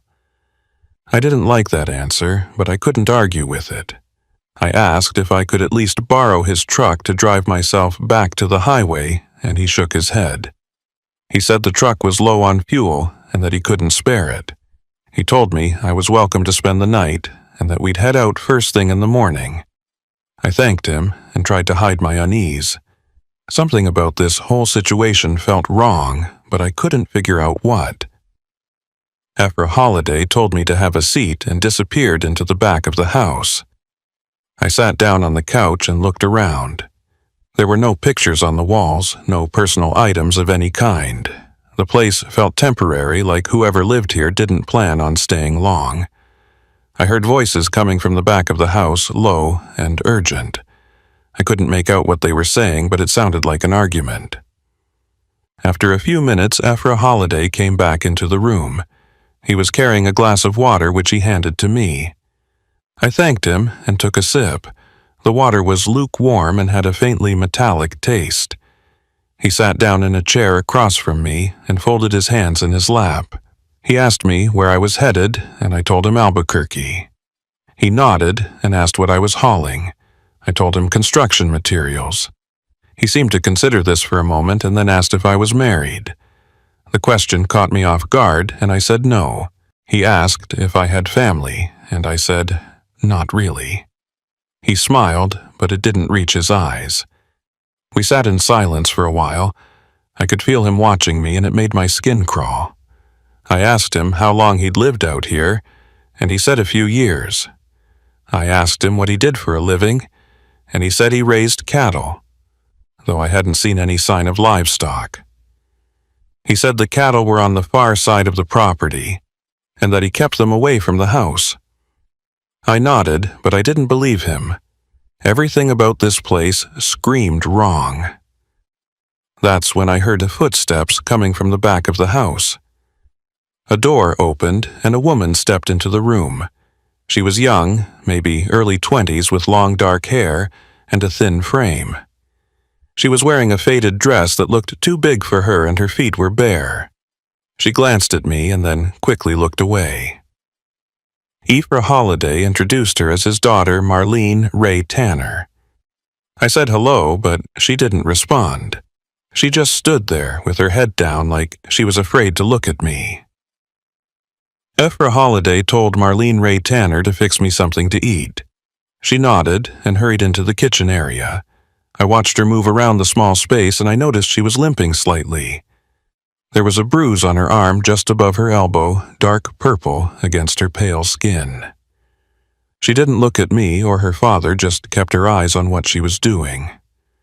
She pulled out a frying pan and started cooking something on the stove. The smell of burning grease filled the room. I asked Ephra Holiday if there was a bathroom I could use, and he pointed toward a hallway. I stood up and walked in that direction. The hallway was narrow and dark, with just one door at the end. I opened it and found a small bathroom with a toilet and a sink. There was no shower, and the fixtures were old and stained. I closed the door behind me and stood there for a moment, trying to collect my thoughts. Something was very wrong here, and I needed to figure out what. I looked around the bathroom, searching for anything that might tell me more about this place. There was nothing unusual, just a bar of soap and a threadbare towel hanging from a hook. I opened the medicine cabinet and found a few bottles of prescription medication. I couldn't read the labels in the dim light, but I pocketed one of the bottles thinking it might be useful later. I flushed the toilet and ran the water in the sink for a minute to make it sound like I'd actually used the bathroom. Then I opened the door and stepped back into the hallway. As I was walking back toward the main room, I heard voices again coming from somewhere deeper in the house. I stopped and listened. It was Aoife Holliday and Marlene Ray Tanner, and they were arguing. I couldn't make out most of what they were saying, but I caught a few words. One of them was stranger. Another was problem. And then I heard Aoife Holliday say something that made my blood run cold. He said, "We can't let him leave." I stood there, frozen, trying to process what I'd just heard. Had I misheard? Maybe he'd said something else, something that sounded like what I thought I'd heard. But deep down, I knew I hadn't. Aoife Holliday was planning to keep me here, and I had no idea why. I thought about running about, making a break for the door, and trying to get back to my truck. But I was miles from the highway with no phone and no way to call for help. If Aoife Holliday came after me, I wouldn't stand a chance. I walked back into the main room, trying to act normal. Aoife Holliday was sitting in his chair, and he looked up when I entered. He asked if everything was okay, and I said yes. Marlene Ray Tanner had finished cooking, and she brought me a plate of food. It was eggs and some kind of meat I couldn't identify. I thanked her, and she scurried back to the kitchen. I sat down and forced myself to eat, even though I'd lost my appetite. I needed to keep up appearances at least until I could figure out a way to get out of here. Aoife Holliday watched me eat. He didn't say anything, just sat there with that same cold expression on his face. I tried to make small talk, asking him about the ranch and the surrounding area, but his answers were short and vague. He seemed distracted, like he was thinking about something else. I finished eating and set the plate down on a small table next to the couch. I told him I was tired and asked if there was somewhere I could sleep. He stood up and told me to follow him. We walked down the hallway past the bathroom to another door. He opened it and showed me a small bedroom with a single bed and a dresser. There was a window on the far wall, but it was covered with boards. He said I could sleep here and that he'd wake me in the morning. I thanked him, and he left, closing the door behind him. I heard the click of a lock and realized he'd locked me in. I sat down on the bed and tried to calm my racing thoughts. I was trapped in a house in the middle of nowhere with a man who clearly had no intention of helping me. I didn't know what he wanted or what he was planning, but I knew I needed to get out of here before morning. I stood up and walked over to the window. I tried pulling on the boards, but they were nailed tight. I couldn't budge them without making noise, and I didn't want to alert Aoife Holliday to what I was doing. I looked around the room for anything I could use as a weapon. The dresser was empty, except for a few old blankets. There was nothing under the bed. I checked my pockets and found my phone, my wallet, and the pill bottle I'd taken from the bathroom. None of it would be much use in a fight. I sat back down on the bed and tried to think. There had to be a way out of here. I just needed to figure out what it was. I lay down on the bed and pretended to sleep. I could hear movement in the house, footsteps, and muffled voices. I waited until everything went quiet, and then I got up and pressed my ear against the door. I couldn't hear anything. I tried the doorknob, but it was locked from the outside. I looked around the room again, searching for something I'd missed. That's when I noticed a small vent near the ceiling. It was maybe a foot square, covered with a metal grate. I pulled the dresser over to the wall and climbed on top of it. I reached up and tried to pry the grate loose. It was screwed in place, but the screws were old and rusty. I used the edge of my belt buckle to turn them slowly and quietly. It took almost 10 minutes, but eventually I got all 4 screws out. I pulled the grate free and looked into the vent. It was dark and narrow, but it looked like it might lead somewhere. I didn't know where the vent went, or if I'd even fit inside, but I didn't have any other options. I pulled myself up and squeezed into the opening. The metal walls pressed against my shoulders and I had to turn sideways to make any progress. I crawled forward slowly, trying not to make any noise. The vent seemed to go on forever, twisting and turning through the walls of the house. I couldn't see anything in the darkness, and I had to feel my way forward with my hands. After what felt like an eternity, I saw light ahead. I crawled toward it and found another vent opening. I looked through the grate and saw I was above the main room. Aphra Holliday was sitting in his chair with his back to me. Marlene Ray Tanner was standing near the kitchen, and she was crying. Aphra Holliday was saying something to her, but I couldn't make out the words. Then he stood up and walked toward her. I watched as he grabbed her arm roughly and pulled her close. She tried to pull away, but he held her tight. I felt sick watching this. I wanted to do something to help her, but I was trapped in a vent with no way to get down. I kept crawling, hoping to find another way out. The vent continued through the ceiling and into another part of the house. I came to another opening and looked down. This one opened into what looked like a storage room. There were boxes stacked against the walls and tools hanging from hooks. And in the center of the room there was something that made my heart stop. It was a large chest freezer, the kind you'd use to store meat or vegetables. But the lid was open, and inside I could see something that wasn't food. It was a body, or at least part of one, wrapped in plastic and frozen solid. I couldn't see much detail from where I was, but I could make out the shape of a human form. I felt bile rise in my throat, and I had to fight the urge to vomit. I backed away from the vent opening and kept crawling. I needed to get out of this house, and I needed to do it now. The vent branched off in two directions, and I chose the one that seemed to lead toward the outside wall. I crawled as fast as I could, my hands and knees scraping against the metal. Finally, I saw another opening ahead, this one larger than the others. I crawled toward it and found myself looking out into the night air. The vent opened onto the side of the house near the roof. I squeezed through the opening and dropped down onto the porch below. The fall was only about 6 feet, but I landed hard and pain shot through my ankle. I bit back a cry and got to my feet. I could hear movement inside the house, voices raised in alarm. Aphra Holliday had realized I was gone. I ran into the darkness with no plan and no direction, just pure survival instinct driving me forward. My ankle throbbed with every step, but I pushed through the pain. Behind me, I could hear the front door of the house slam open and Aphra Holliday's voice shouting into the night. I didn't look back. I just kept running, stumbling over rocks and brush as I tried to put as much distance as possible between myself and that house. The desert at night is disorienting. Without the sun to give you bearings, everything looks the same, just endless darkness broken up by the occasional silhouette of a cactus or scrub bush. I had no idea which direction I was heading. I thought I was running toward the highway, but I could have been going parallel to it or even away from it. My only goal was to get away from Aphra Holliday and whatever nightmare I'd stumbled into. I'd been running for maybe 5 minutes when I heard the sound of an engine starting. I glanced back and saw headlights piercing the darkness. The pickup truck.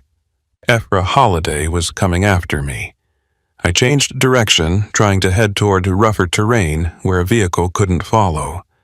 My lungs were burning and my injured ankle was screaming in protest, but I couldn't stop. If he caught me, I knew I'd end up in that freezer. The headlights swept across the desert searching for me. I dropped to the ground behind a cluster of rocks and tried to control my breathing. The truck was moving slowly, methodically, covering the area in a grid pattern. I could hear the engine getting closer and I pressed myself flat against the ground, praying he wouldn't see me. The headlights passed over my hiding spot, and for a moment I was fully illuminated. I held my breath, waiting for the truck to stop, but it kept moving. He hadn't seen me. I waited until the truck had moved past, and then I got up and started running again. This time I angled more sharply to the right, trying to circle back toward where I thought the highway might be. My sense of direction was completely shot, and I had no way to orient myself. The stars were out, but I'd never been good at navigation by constellation. I just kept moving, hoping I'd stumble across the road or see headlights from a passing vehicle. After another 10 minutes of running, I had to stop. My body was giving out. I bent over with my hands on my knees, gasping for air. My throat was raw, and my mouth tasted like copper. I dropped my water bottles back at the house, and I was already desperately thirsty. I looked around trying to find some kind of landmark or reference point, but everything looked the same. I was lost in the middle of the desert with a killer hunting me and no way to call for help. I heard the truck again. It sounded farther away now, like Ephra Holiday had moved his search to a different area. I took advantage of the distance and started walking. Running was no longer an option. My ankle had swollen inside my boot and every step was agony. I limped forward, trying to stay quiet and keep to the shadows. The temperature had dropped significantly and I was starting to shiver. My shirt was soaked with sweat and the cool night air was cutting through it like a knife. I walked for what felt like hours, but was probably only 30 or 40 minutes. My sense of time had become as distorted as my sense of direction. I kept expecting to see the highway or hear the sound of traffic, but there was nothing. Just silence and darkness, and the occasional distant rumble of Ephra Holiday's truck. I started to wonder if I'd die out here, if my body would be found weeks or months later by some rancher or border patrol agent, just another casualty of the desert. That's when I saw it. A faint glow on the horizon. At first, I thought it was the sunrise, but when I checked my phone, I saw it was only a little past midnight. The glow was too localized to be dawn. It had to be artificial light. A town maybe, or a ranch house, or a gas station. I didn't care what it was. It represented civilization, and civilization meant safety. I adjusted my course and started limping toward the light. As I got closer, I realized the glow was coming from multiple sources. It looked like there were several buildings clustered together, maybe a small settlement or a work camp. I felt a surge of hope. If there were people there, I could get help. I could call the police and tell them about Ephra Holiday and the body in the freezer. I could get medical attention for my ankle and water for my parched throat. I pushed forward, ignoring the pain and exhaustion. But as I got closer, my hope started to fade. The buildings looked abandoned. The lights I'd seen were just bare bulbs hanging from poles swaying in the breeze. There were no vehicles, no signs of life. I approached, cautiously scanning the area for any movement. The settlement consisted of maybe half a dozen structures, all of them in various states of decay. Some had collapsed roofs. Others were missing walls. It looked like a mining camp that had been abandoned decades ago. I walked into the center of the settlement and looked around. There had to be something useful here. A working phone line or a radio or at least some water. I checked the first building I came to. The door was hanging off its hinges and the interior was filled with debris. I moved to the next building and found the same thing. Broken glass, rusted equipment, nothing that could help me. I was starting to panic again. I'd used up what little energy I had left getting here, and now I was stranded in the middle of nowhere with nothing to show for it. That's when I heard a voice behind me. It was soft, barely above a whisper. I turned around and saw Marlene Ray Tanner standing in the shadows. She was barefoot and still wearing that oversized dress.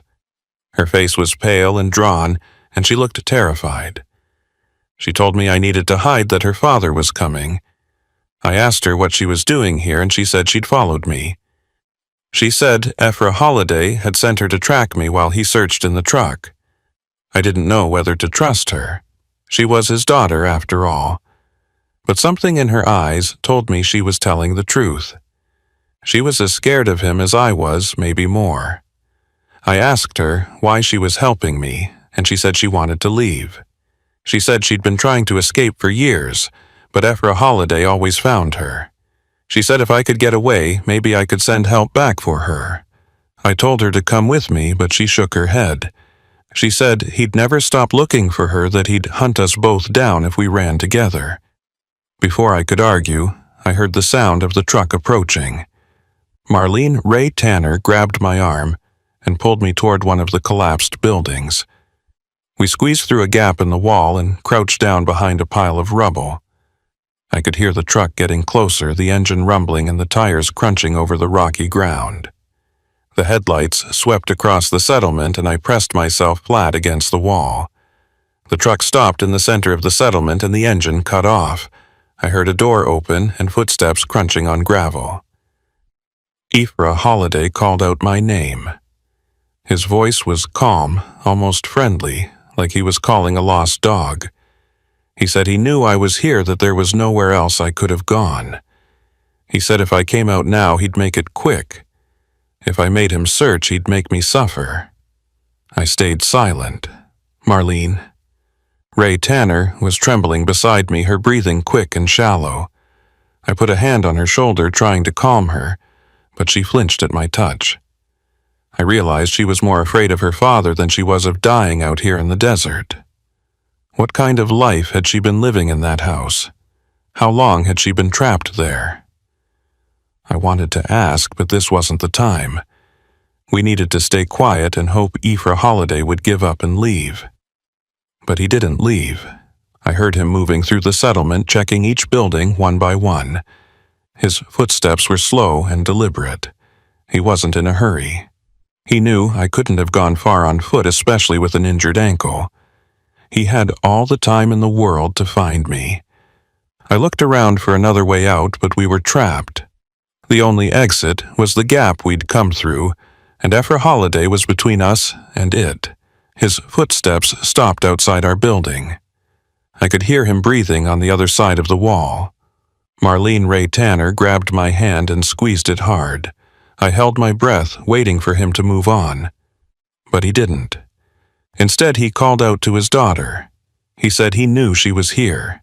He said he was disappointed in her, that she'd betrayed him. He said when he found her, she'd pay for what she'd done. Marlene Ray Tanner let out a small sob and immediately clapped her hand over her mouth. But it was too late. Ephra Holiday had heard her. I heard him moving toward the gap in the wall. I knew we had seconds before he found us. I looked around desperately for something to use as a weapon. My hand closed around a piece of rebar lying in the rubble. It was about 2 feet long and heavy. It wasn't much, but it was better than nothing. Ephra Holiday's silhouette appeared in the gap. He was carrying something in his right hand. In the dim light, I could see it was a hunting knife with a long, curved blade. He stepped into the building and his eyes adjusted to the darkness. When he saw us, he smiled. It was the same cold smile I'd seen back at the house. He told Marlene Ray Tanner to come to him. She shook her head and pressed herself against the wall. He took another step forward and raised the knife. I didn't think. I just acted. I lunged forward, swinging the rebar at his head.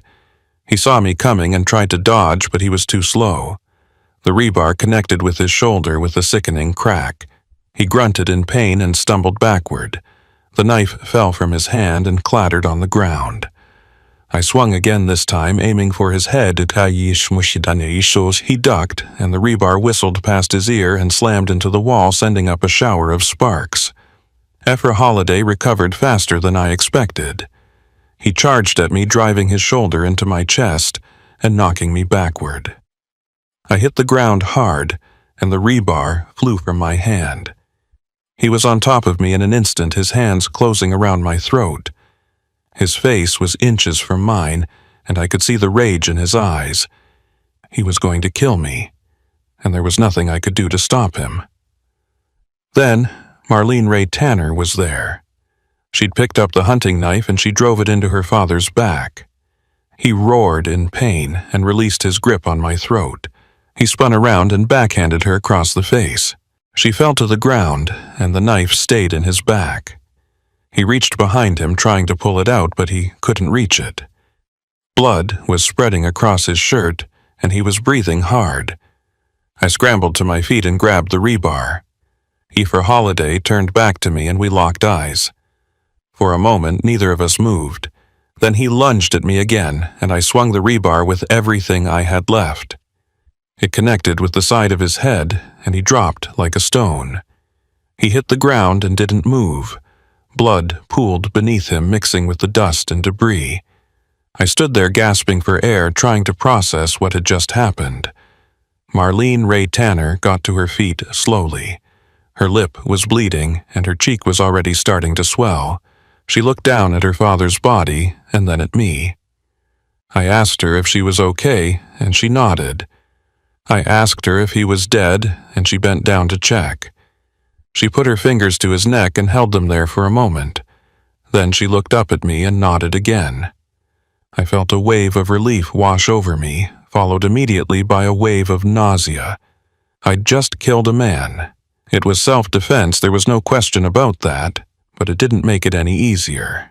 I dropped the rebar and leaned against the wall, trying to steady myself.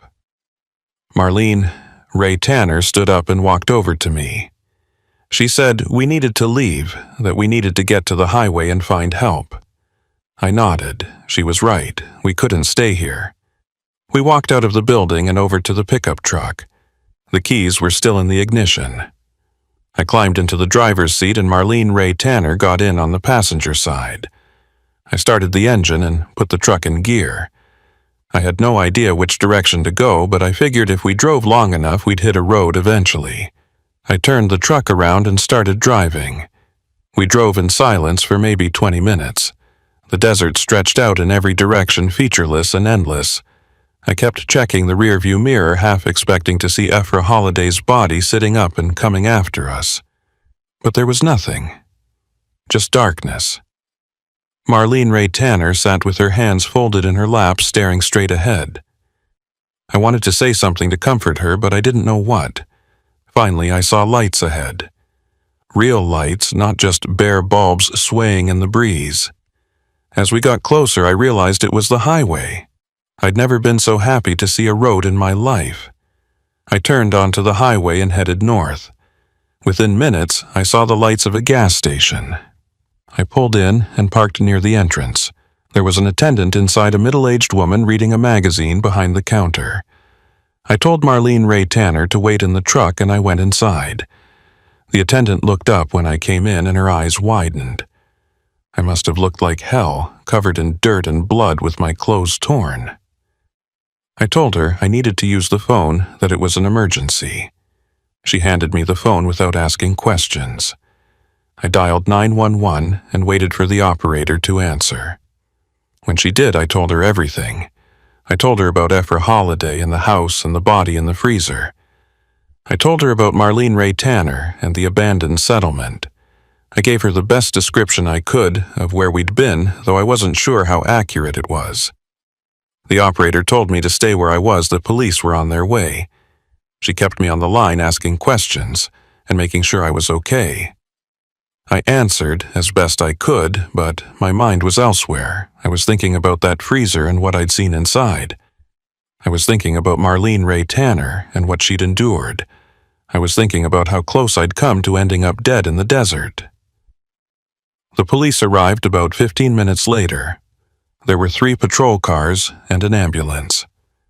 The officers took statements from both Marlene Ray Tanner and me. They checked my ankle, which was badly swollen, and the paramedics wrapped it and gave me an ice pack. They took Marlene Ray Tanner to the hospital to get checked out.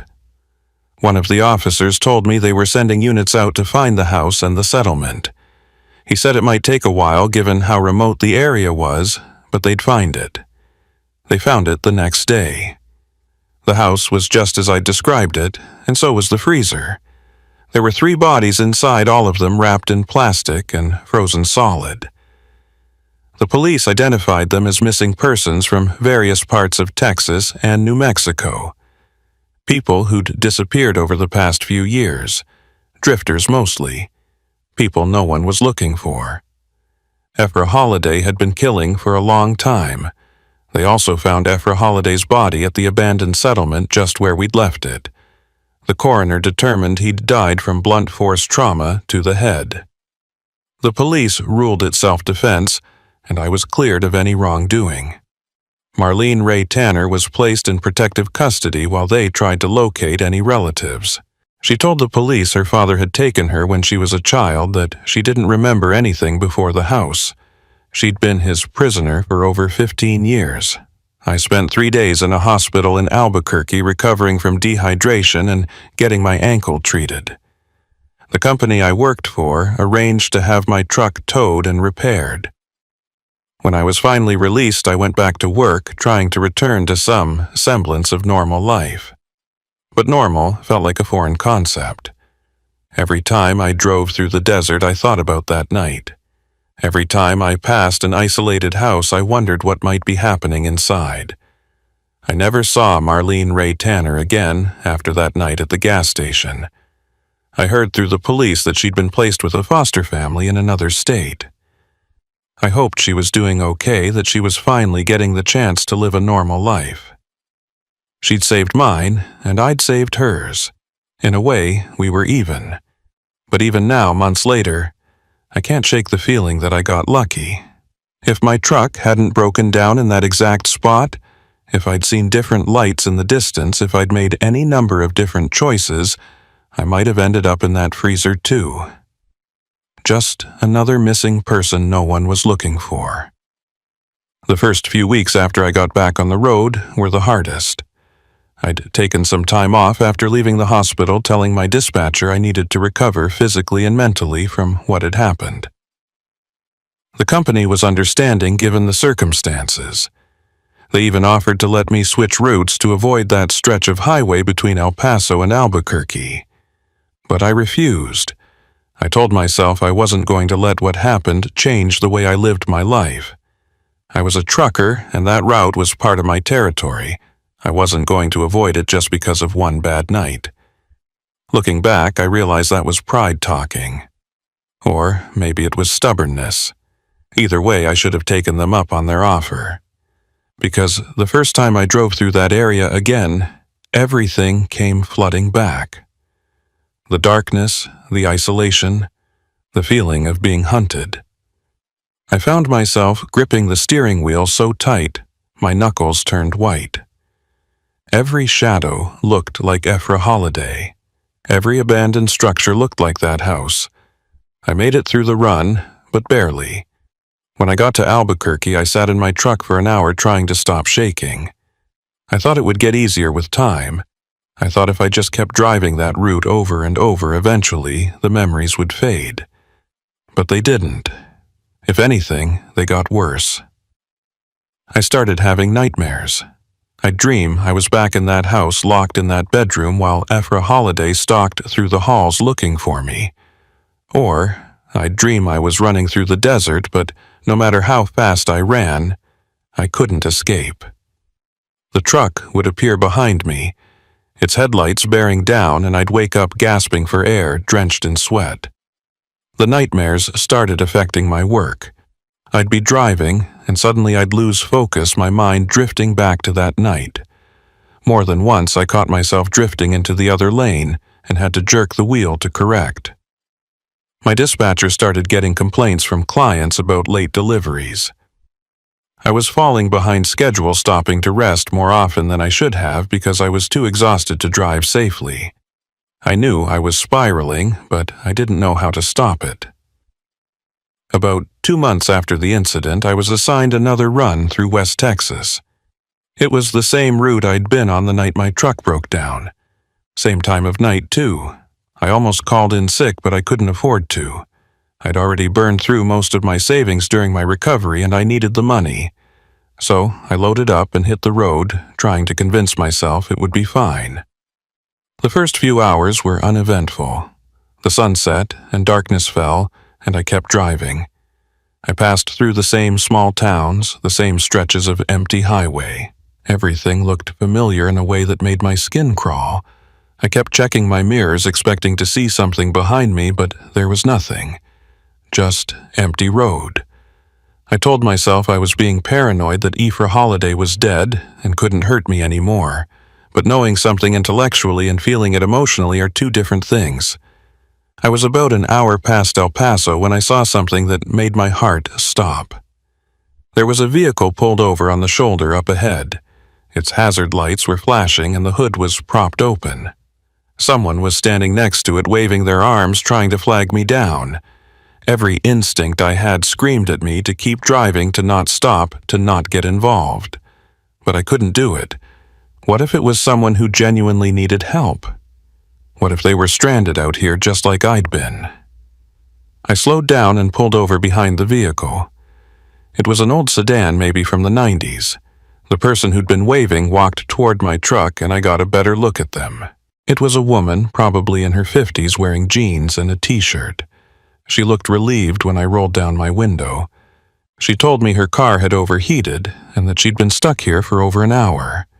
She said her phone had died and she couldn't call for help. She asked if I could give her a ride to the nearest town.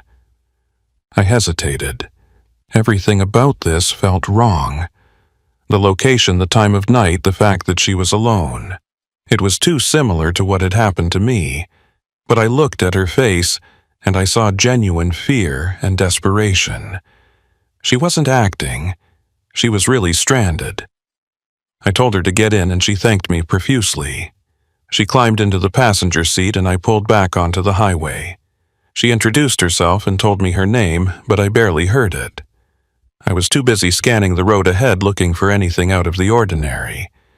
She must have noticed my tension because she asked if I was okay. I told her I was fine, just tired. She said she understood and thanked me again for stopping. She said most people just drove right past her. I said I knew what it was like to be stranded out here. We drove in silence for a while.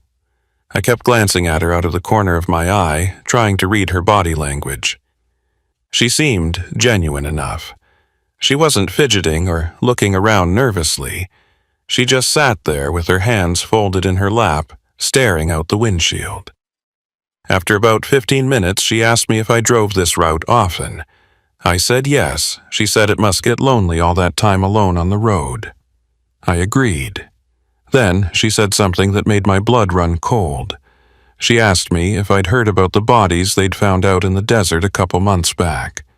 I felt my throat tighten. I told her I'd heard something about it. She said it was terrible that someone could do that to people. She said the man who did it had been killed himself, that someone had fought back. I nodded, but didn't say anything. She turned to look at me, and I could feel her eyes on me. She asked if I was the one who killed him. I nearly drove off the road. I jerked the wheel and the truck swerved before I got it back under control. I asked her what she was talking about, and she said she'd seen the news reports. She said they'd mentioned a trucker who'd escaped and killed his captor in self-defense. She said my face had been on the news. I told her she was mistaken, that it wasn't me, but she just smiled and said she understood if I didn't want to talk about it. I pulled off at the next exit and stopped at a gas station. I told her this was as far as I could take her, that she could call someone from here. She thanked me and got out of the truck. As she was walking away, she turned back and said something I'll never forget. She said I shouldn't feel guilty about what I did, that Ephra Holiday had deserved what he got. She said she'd known him years ago before he'd moved out to that house. She said he'd always been evil, that it was only a matter of time before someone stopped him. Then she walked into the gas station and disappeared. I sat there for a long time trying to process what had just happened. Who was that woman? How did she know Ephra Holiday? And why had she flagged me down specifically? It felt like more than coincidence. It felt planned. But to what end? I thought about going into the gas station to find her to ask her these questions, but I couldn't bring myself to do it. I just wanted to get away from there as fast as possible. I pulled back onto the highway and continued north. The rest of the drive passed in a blur. I couldn't stop thinking about what the woman had said about Ephra Holiday being evil, about how someone needed to stop him. Had she known about the bodies? Had she known what he was doing out there in the desert? And if so, why hadn't she gone to the police? When I finally reached Albuquerque, I parked my truck and called the detective who'd handled my case. His name was on the card he'd given me at the hospital. I told him about the woman and what she'd said. He listened quietly and then asked me to describe her. I did the best I could. He was silent for a moment, and then he told me something that sent chills down my spine. He said they'd been looking for a woman matching that description. She was Aoife Holliday's sister. I felt like I'd been punched in the gut. His sister. She'd known exactly who I was, and she'd flagged me down anyway. Why? The detective said they'd been trying to locate her for questioning, but she'd disappeared shortly after Aoife Holliday's death. He said she might have information about other victims, about how long the killings had been going on. He asked me if she'd said anything else, anything that might indicate where she was staying or where she was headed. I told him no. After I hung up, I sat in my truck, staring at nothing. Aoife Holliday's sister had sought me out. She'd put herself in my truck alone with me, knowing what I'd done to her brother. That took either incredible courage or incredible stupidity. Or maybe it was something else. Maybe she'd wanted to see me up close to look into the eyes of the man who'd killed her brother. Maybe she'd wanted to decide for herself whether I deserved to live. The thought terrified me. What if she came back? What if she decided she wanted revenge? I started looking over my shoulder everywhere I went. Every woman I saw on the street made me wonder if it was her. I stopped sleeping through the night. I'd wake up at the slightest sound, convinced someone was breaking into my apartment. My dispatcher noticed the change. He asked me if I needed more time off, if I needed to see someone. I told him I was fine, but we both knew I was lying. 3 weeks later, I got a letter in the mail. There was no return address, and the postmark was from somewhere in New Mexico. Inside was a single sheet of paper with a handwritten note. It said, "I know what you did to my brother." It said Aoife Holliday wasn't the monster everyone thought he was. It said he'd been sick, that he'd needed help, but no one would give it to him. It said I'd taken away the only family she had left. It said she'd find me eventually, and when she did, I'd pay for what I'd done. I took the letter to the police. They said they'd look into it, but that without more information, there wasn't much they could do. They suggested I vary my routes, change my routine, be more aware of my surroundings. They said if I saw the woman again, I should call them immediately. I nodded and thanked them, but I knew the letter was just the beginning. Aoife Holliday's sister was out there, and she was watching me. I started carrying a gun in my truck. I'd never been much for firearms, but I felt like I didn't have a choice. I got a concealed carry permit and bought a 9mm pistol. I practiced at a shooting range until I felt comfortable with it. I kept it in a holster on my hip whenever I was driving. It made me feel safer, but only marginally. I knew that if she really wanted to get to me, a gun wouldn't be enough. The nightmares got worse. Now, instead of dreaming about Aoife Holliday, I dreamed about his sister. She'd appear in my truck sitting in the passenger seat smiling at me. Or I'd see her standing on the side of the road watching as I drove past. Or I'd come home and find her waiting in my apartment. I'd wake up convinced she was really there, and I'd search every room with my gun drawn. Of course, I never found anything, but the fear was always there, lurking in the back of my mind. I tried to keep working, but it became impossible. I couldn't focus on the road. I was making mistakes, dangerous mistakes. One night I nearly fell asleep at the wheel and drifted into oncoming traffic. I woke up just in time to swerve back into my lane, narrowly avoiding a head-on collision. The other driver laid on their horn, and I watched in my mirror as they gave me the finger. I pulled over and sat there shaking. I couldn't do this anymore. I couldn't keep pretending everything was fine when it clearly wasn't. I called my dispatcher the next morning and told him I needed to take an extended leave of absence. He didn't argue. He said he'd been worried about me and that he thought it was the right decision. He said my job would be waiting for me when I was ready to come back. I thanked him and hung up. Then I sat in my apartment and tried to figure out what to do next. I thought about moving to a different city somewhere far away from Texas and New Mexico. But I knew that wouldn't solve anything. Ephra Holliday's sister had found me once. She could find me again. Running wouldn't help. I thought about going to the police and asking for protection, but I knew they couldn't spare the resources to guard me indefinitely. I was on my own. I started seeing a therapist. She specialized in trauma and PTSD. I told her everything about Ephra Holliday, about Marlene Ray Tanner, about the bodies in the freezer. I told her about the sister and the letter and the nightmares. She listened without judgment, and then she told me I was experiencing a normal response to an abnormal situation. She said what I'd been through would have traumatized anyone, and that I shouldn't feel ashamed for struggling with it. We worked together over the next few months. She taught me coping techniques, ways to manage the anxiety and the fear. She helped me understand that I'd done what I had to do to survive, that I wasn't a murderer. Slowly, very slowly, I started to feel better. The nightmares became less frequent. The panic attacks subsided. I started sleeping through the night again. I even started thinking about going back to work. But I never stopped looking over my shoulder. I never stopped checking my mail for letters with no return address. I never stopped scanning crowds for a familiar face, because I knew that somewhere out there Ephra Holliday's sister was waiting. She'd promised she'd find me, and I believed her. It was just a matter of time. 4 months after I'd taken my leave of absence, I got a call from the detective.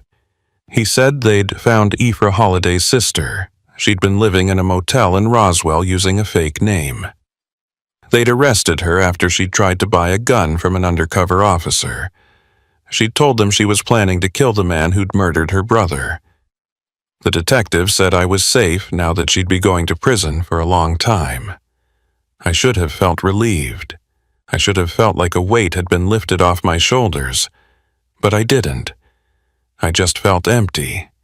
The fear I'd been living with for months had become so much a part of me that I didn't know how to exist without it. I thanked the detective and hung up. Then I sat in my apartment and stared at the wall. A week later, I called my dispatcher and told him I was ready to come back. He sounded happy to hear from me. He said they'd missed me and that they had plenty of work if I was ready for it. I said I was. He assigned me a run from Albuquerque to Phoenix, a simple, straightforward route. Nothing that would take me through West Texas. I appreciated that. I loaded up my truck and hit the road. It felt strange to be driving again after so long. The cab felt smaller than I remembered. The road felt narrower. But as the miles passed, I started to relax. I turned on the radio and let the music fill the space. I rolled down the window and felt the wind on my face. For the first time in months, I felt almost normal. But normal is a relative term. I knew I'd never be the same person I was before that night in the desert. That person died when Ephra Holliday locked me in that bedroom. The person I am now is someone different, someone harder, someone more cautious. I don't stop for stranded motorists anymore. I don't take detours through unfamiliar territory. I stick to the main roads and I keep my gun close. Some people might call that paranoia. I call it survival. I still think about Marlene Ray Tanner sometimes. I wonder where she is and if she's okay. I hope she's found some peace, some semblance of a normal life. She deserved that after everything she'd been through. We both did. But I know better than to look for happy endings. Life doesn't work that way, especially not after you've seen what I've seen. The desert at night still makes me uneasy. I can't help but think about all the things that might be hiding out there in the darkness. All the secrets buried in the sand. All the people who disappeared and were never found. Ephra Holliday wasn't the first person to use that desert as a dumping ground, and he won't be the last. There are monsters out there, real ones, and sometimes you don't know they're monsters until it's too late. 6 months passed after Ephra Holliday's sister was arrested, and life started to resemble something close to normal. I was back on the road full-time, taking runs across the Southwest just like I'd done before that night in the desert. My dispatcher was careful about my routes at first, keeping me away from West Texas and the areas where everything had happened. But gradually, as I seemed to be doing better, he started giving me more varied assignments. I appreciated his caution, but part of me felt like I needed to face those roads again. I needed to prove to myself that I wasn't going to let fear control my life. The nightmares had mostly stopped. I still had them occasionally, but they were less vivid, less frequent. My therapist said that was progress. She said trauma doesn't just disappear overnight, that healing is a long process with setbacks and victories. I was learning to live with what had happened, to accept it as part of my story rather than something that defined me entirely. Some days were harder than others, but I was managing. I'd started dating someone. Her name was irrelevant to this story, but she was kind and patient, and she didn't push me to talk about things I wasn't ready to discuss. She knew I'd been through something traumatic. She'd seen the scars on my hands from that night, and the way I sometimes flinched at unexpected sounds. She never asked for details, and I never offered them. It was an unspoken agreement between us, and it worked. Things were good. Or as good as they could be given everything. I'd even started thinking about the future, about maybe settling down somewhere, buying a house, getting out of the trucking business entirely. My body was starting to feel the years of driving the aches in my back and shoulders that never quite went away. I was only in my mid-30s, but I felt older. The road does that to you. It takes more than it gives. It was a Thursday night in March when everything changed again. I was hauling a load of electronics from Albuquerque to San Antonio.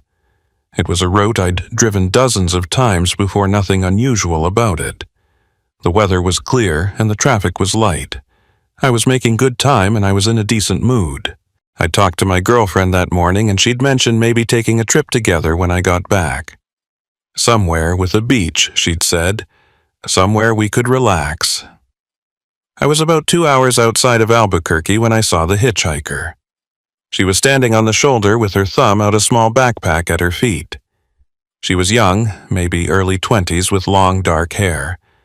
Something about her looked familiar, but I couldn't place it. I drove past her without stopping. I'd learned my lesson about picking up strangers. But as I watched her shrink in my rearview mirror, I felt a pang of guilt. She looked so small and vulnerable out there alone on that empty highway. I drove for another 10 minutes and then I pulled over. I sat there with the engine idling, arguing with myself.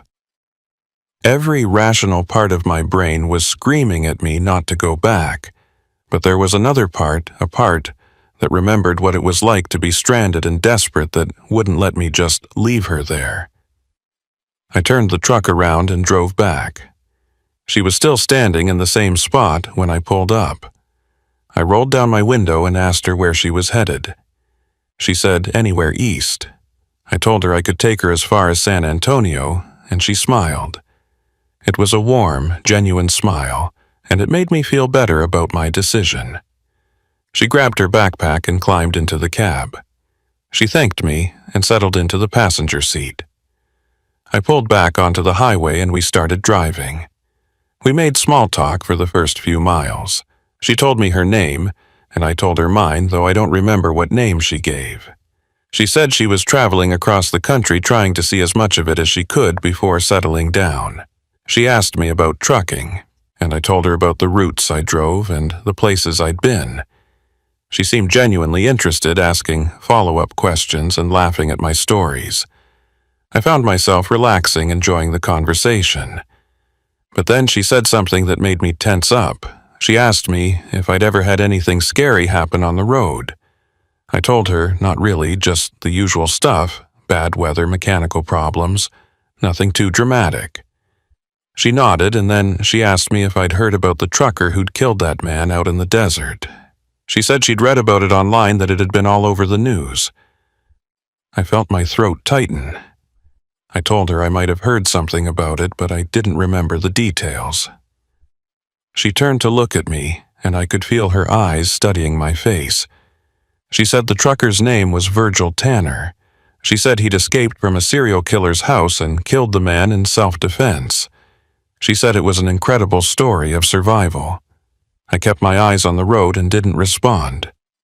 She asked me if I knew him, if maybe we'd crossed paths since we both drove the same routes. I told her I didn't know any Virgil Tanner. She was quiet for a moment, and then she said that was interesting because she was looking at his driver's license right now. My blood went cold. I looked over and saw she was holding my wallet. She must have taken it from the center console when I wasn't paying attention. She opened it and showed me my license. She said she'd thought she recognized me from the photos she'd seen online. She said she'd been looking for me. I pulled over to the shoulder and stopped the truck. I turned to face her and asked her what she wanted. She smiled again, but this time it wasn't warm. It was cold, calculating. She said she wanted to know what it felt like to kill someone. She said she'd been thinking about it for a long time, wondering if she had it in her. She said when she'd heard about what I'd done, she'd become fascinated. She wanted to understand what went through my mind in that moment when I'd brought that rebar down on Aoife Holliday's skull. I told her to get out of my truck. She laughed and said no. She reached into her backpack and pulled out a knife. It wasn't a big knife, just a folding blade, maybe 4 inches long, but it was enough. She told me to keep driving. She said if I tried to stop, or if I tried to call for help, she'd use it. I believed her. There was something in her eyes, something unstable that told me she meant every word. I started driving again. My mind was racing, trying to figure out what to do. I thought about crashing the truck, deliberately driving into a ditch or a guardrail, but I didn't know if that would stop her or just make things worse. I thought about trying to overpower her, but she had the knife and she was alert, watching my every move. I thought about trying to talk her down, but I didn't know what to say. How do you reason with someone who's clearly unhinged? She started asking me questions about that night in the desert. She wanted to know every detail, what Aoife Holliday had looked like, what the house had been like, what it felt like when I hit him. I answered some of her questions vaguely, hoping to keep her calm. But the more I talked, the more agitated she became. She said I was holding back, that I wasn't giving her the truth. She pressed the knife against my ribs and told me to be honest. So I told her. I told her everything. I told her about the fear and the desperation and the moment when I knew it was either him or me. I told her about the sound the rebar made when it connected with his skull and the way his body had crumpled to the ground. I told her about the blood and the silence that followed. I told her things I'd never told anyone, not even my therapist, and as I talked, I saw her expression change. The excitement in her eyes faded, replaced by something else, disappointment maybe, or disgust. When I finished, she was quiet for a long time. Then she said it wasn't what she'd expected. She said she'd thought killing someone would be this profound, transformative experience, but hearing me describe it made it sound mundane, almost boring. She said she'd built it up in her head as something more than it was. I told her that was good, that she should be grateful she'd never had to experience it for real. She looked at me, and I saw tears in her eyes. She said she didn't know what was wrong with her, that she shouldn't be thinking these things. I told her she needed help, that whatever she was going through there were people who could support her. I said I'd take her to a hospital or a crisis center somewhere she could talk to professionals. She shook her head and said no one could help her. She said she'd tried therapy and medication and nothing worked. She said the thoughts were always there, lurking in the back of her mind. She said eventually she knew she'd act on them, and that terrified her. We drove in silence for a while. The knife was still pressed against my side, but her grip had loosened. I thought about trying to take it from her, but I didn't want to risk escalating the situation. Instead, I just kept driving and waiting for an opportunity. The highway stretched out ahead of us, empty and dark. There were no other vehicles, no buildings, no signs of life. It was just the two of us alone in the cab of my truck. Then she did something I didn't expect. She started crying. Not quiet tears, but full-body sobs that shook her entire frame. She pulled the knife away from me and held it in her lap. She said she was sorry, that she didn't know why she'd done this. She said she didn't want to hurt me, that she didn't want to hurt anyone. I told her it was okay, that we could figure this out together. I asked her to give me the knife, and she hesitated. For a moment, I thought she was going to hand it over. But then she looked down at the blade, and I saw her expression change again. She said she couldn't live like this anymore. She said the thoughts were too much, that they were consuming her. Before I could react, she turned the knife toward herself and pressed it against her own throat. I slammed on the brakes, and the truck screeched to a halt. The sudden stop threw her forward, and the knife clattered to the floor. I grabbed it before she could and threw it toward the back of the cab, out of reach. She sat there sobbing with her face in her hands. I didn't know what to do. I pulled out my phone and dialed 911. I told the operator where we were and what was happening. She said help was on the way and that I should try to keep the girl calm until they arrived. I put the phone on speaker and set it on the dashboard. Then I just sat there with her while she cried. The police arrived about 20 minutes later, along with an ambulance. They took her into custody and transported her to a psychiatric facility for evaluation. One of the officers took my statement and asked if I wanted to press charges. I said no, I didn't see the point. She needed help, not punishment. The officer nodded and said he understood. He told me I could go, and I climbed back into my truck. I sat there for a while, trying to process what had just happened. Twice now, I'd had encounters that could have ended with me dead. Twice, I'd survived through a combination of luck and circumstance. I didn't know if there would be a third time. I didn't know if my luck would eventually run out. But sitting there in that truck on that empty highway, I made a decision. I was done with long hauls. I was done with overnight drives through isolated areas. I was done putting myself in situations where things could go wrong. I called my dispatcher the next morning and told him I wanted to switch to local routes only.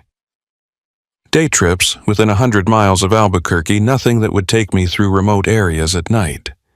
He said he'd see what he could do. A week later, he called me back and said he'd found something. It was less money than I'd been making, but it was steady and safe. I took it without hesitation. That was 8 months ago.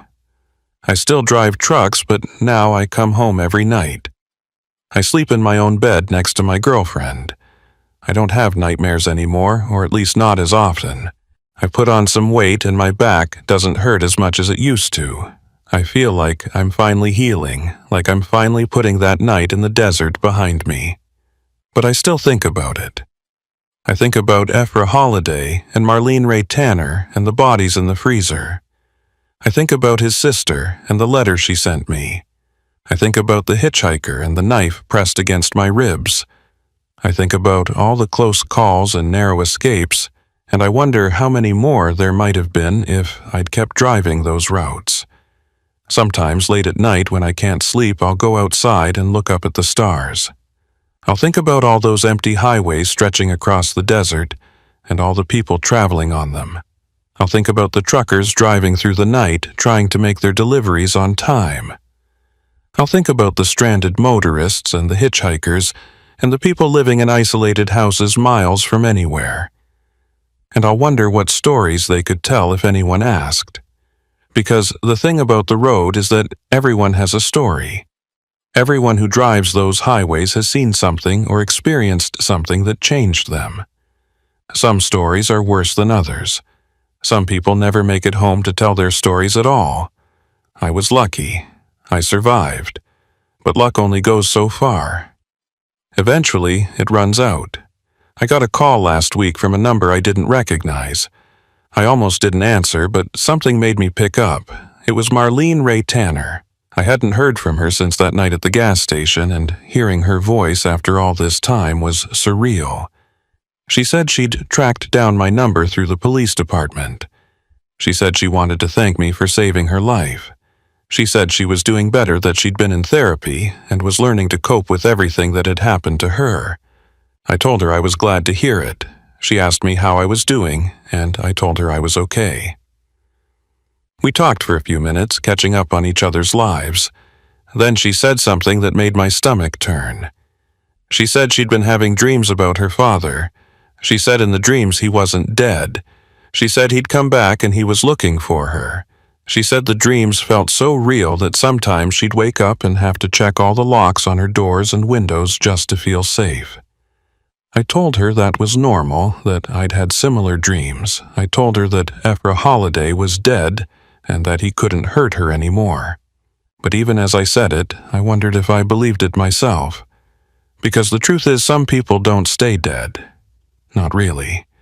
They live on in your memories, in your nightmares, in the way you look over your shoulder when you're walking alone at night. Ephra Holiday died that night in the abandoned settlement, but in some ways he's still alive. He's still out there in the desert waiting. Marlene Ray Tanner said she had to go. She said she'd call me again sometime. I told her to take care of herself, and she said the same to me. After we hung up, I sat there staring at my phone. I thought about deleting her number, about cutting that final tie to everything that had happened, but I couldn't bring myself to do it. She was the only other person who truly understood what that night had been like. She was the only one who'd been there, who'd seen what I'd seen.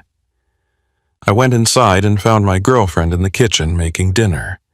She asked me who'd called, and I told her it was an old friend. She didn't press for details. She just smiled and told me dinner would be ready in 10 minutes. I kissed her on the cheek and went to wash up. As I stood at the sink looking at my reflection in the mirror, I barely recognized myself. I looked older, tired. The desert had taken something from me, something I'd never get back. But I was alive. That counted for something. I'd survived when others hadn't.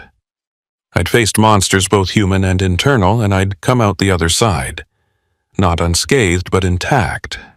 And maybe that was enough. Maybe survival was its own kind of victory, even if it came with scars. That night, I had the dream again.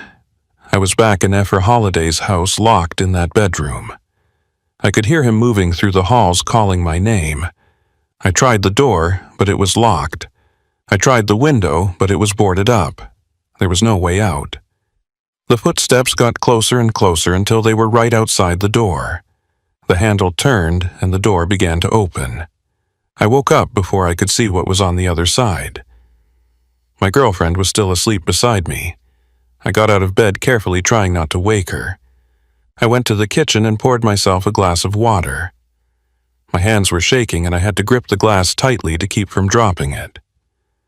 I stood there in the darkness, drinking the water and trying to calm my racing heart. Through the window, I could see the streetlights casting long shadows across the pavement.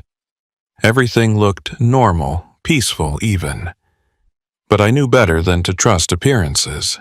The desert is full of secrets. Bodies buried in the sand. Houses hidden away from prying eyes. People who disappear without a trace. Ephra Holiday was just one man, but I knew there were others out there. Maybe not as prolific, maybe not as bold, but they existed. The world is full of monsters, and most of them look just like everyone else. You can't tell by looking at them. You can't tell until it's too late. I finished my water and went back to bed. My girlfriend stirred when I got in beside her, but she didn't wake up. I lay there staring at the ceiling and listening to her breathe. I thought about the life we were building together and about the future we were planning. I thought about how fragile it all was, how easily it could be taken away. But I also thought about how lucky I was to have it. How lucky I was to have survived, to have another chance. Some nights I drive past the exit that leads to that stretch of highway where my truck broke down. I never take it. I don't know if I ever will. Part of me wants to face it to prove to myself that I'm not afraid. But another part of me knows there's nothing to be gained from going back. The past is the past, and dwelling on it only gives it power. Better to keep moving forward, to focus on the road ahead. But sometimes late at night when I'm alone with my thoughts, I wonder what would have happened if I'd made different choices that night. What if I'd stayed with my truck instead of walking toward those lights? What if I'd run when Ephra Holiday first locked that door? What if I'd fought back sooner or not at all? Would things have turned out better or worse? Would I even be alive to ask these questions? I'll never know the answers. All I know is that I survived and that survival came at a cost. I'm not the same person I was before that night. I'm harder, more suspicious, more afraid, but I'm also more grateful for the small things. A warm bed, a good meal, someone to come home to. These things matter more now than they used to. They matter because I know how easily they can be taken away. The road is still out there. Those empty highways stretching across the desert. The darkness that swallows everything beyond the reach of your headlights. The isolation that makes you feel like you're the only person left in the world. I don't miss it, but I understand why some people need it, why they can't imagine doing anything else. The road gets into your blood and it never fully leaves. You can walk away, but you'll always feel its pull. I won't go back, though. Not to those long overnight hauls through remote areas. Not to that life of isolation and uncertainty. I've had my fill of the desert and its secrets. I've seen what hides out there in the darkness, and I don't need to see it again. Some experiences change you in ways you can't undo.